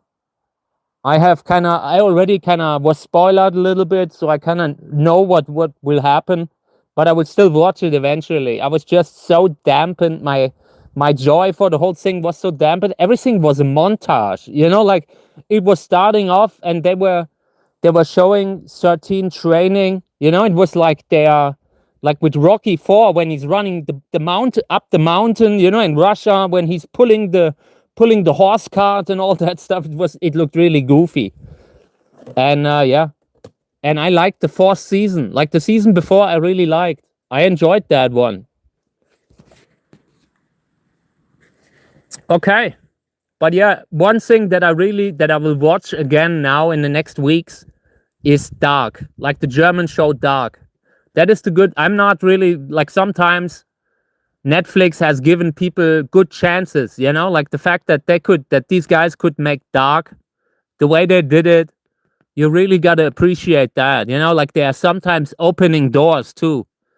I I like that, I'm someone, the media landscape keeps changing, and the way it is right now with so many franchises in the hands of just a few big companies, it's not really something that I like.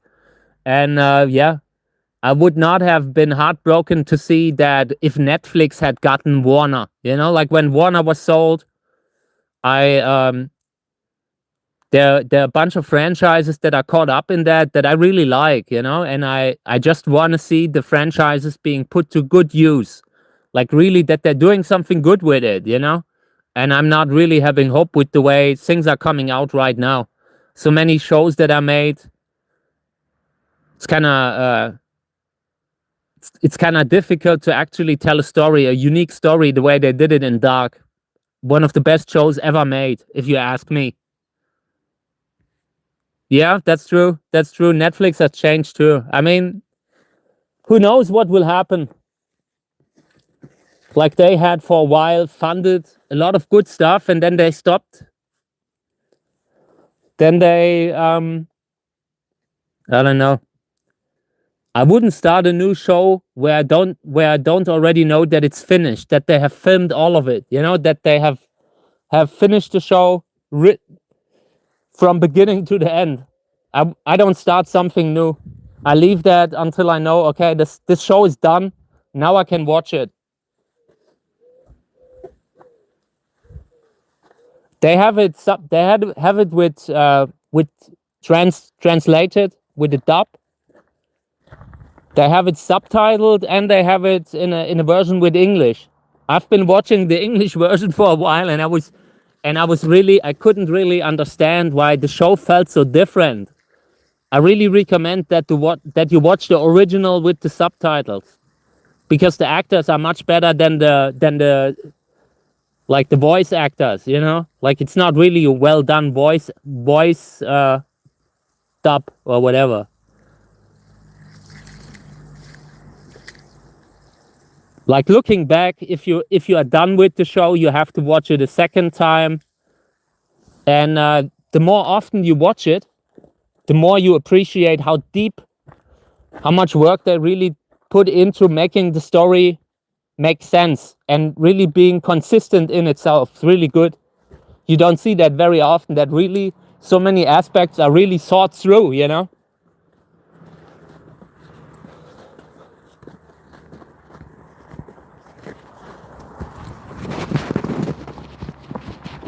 So, okay, I'm getting ready to exit, going over, and then I'm taking off.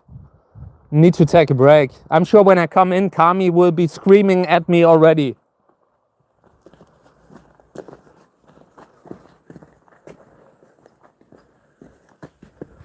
Okay, guys, another nice live stream today. I greatly appreciated that you were here with me. Thank you for always gardening with me, you know? Always fun, always something to do. Like in this place here, I'm never really out of work. So I appreciate any help that I can get, any helping hand and all. So thank you for having been here again today. I'll be back again tomorrow, and I really recommend everyone who hasn't seen it, check out Dark. It's a great show. I watch it once a year maybe, and yeah, gotta appreciate the quality they put out there. So thank you guys. I'll be back again tomorrow, same time. Wishing you a great day, everyone. Thank you.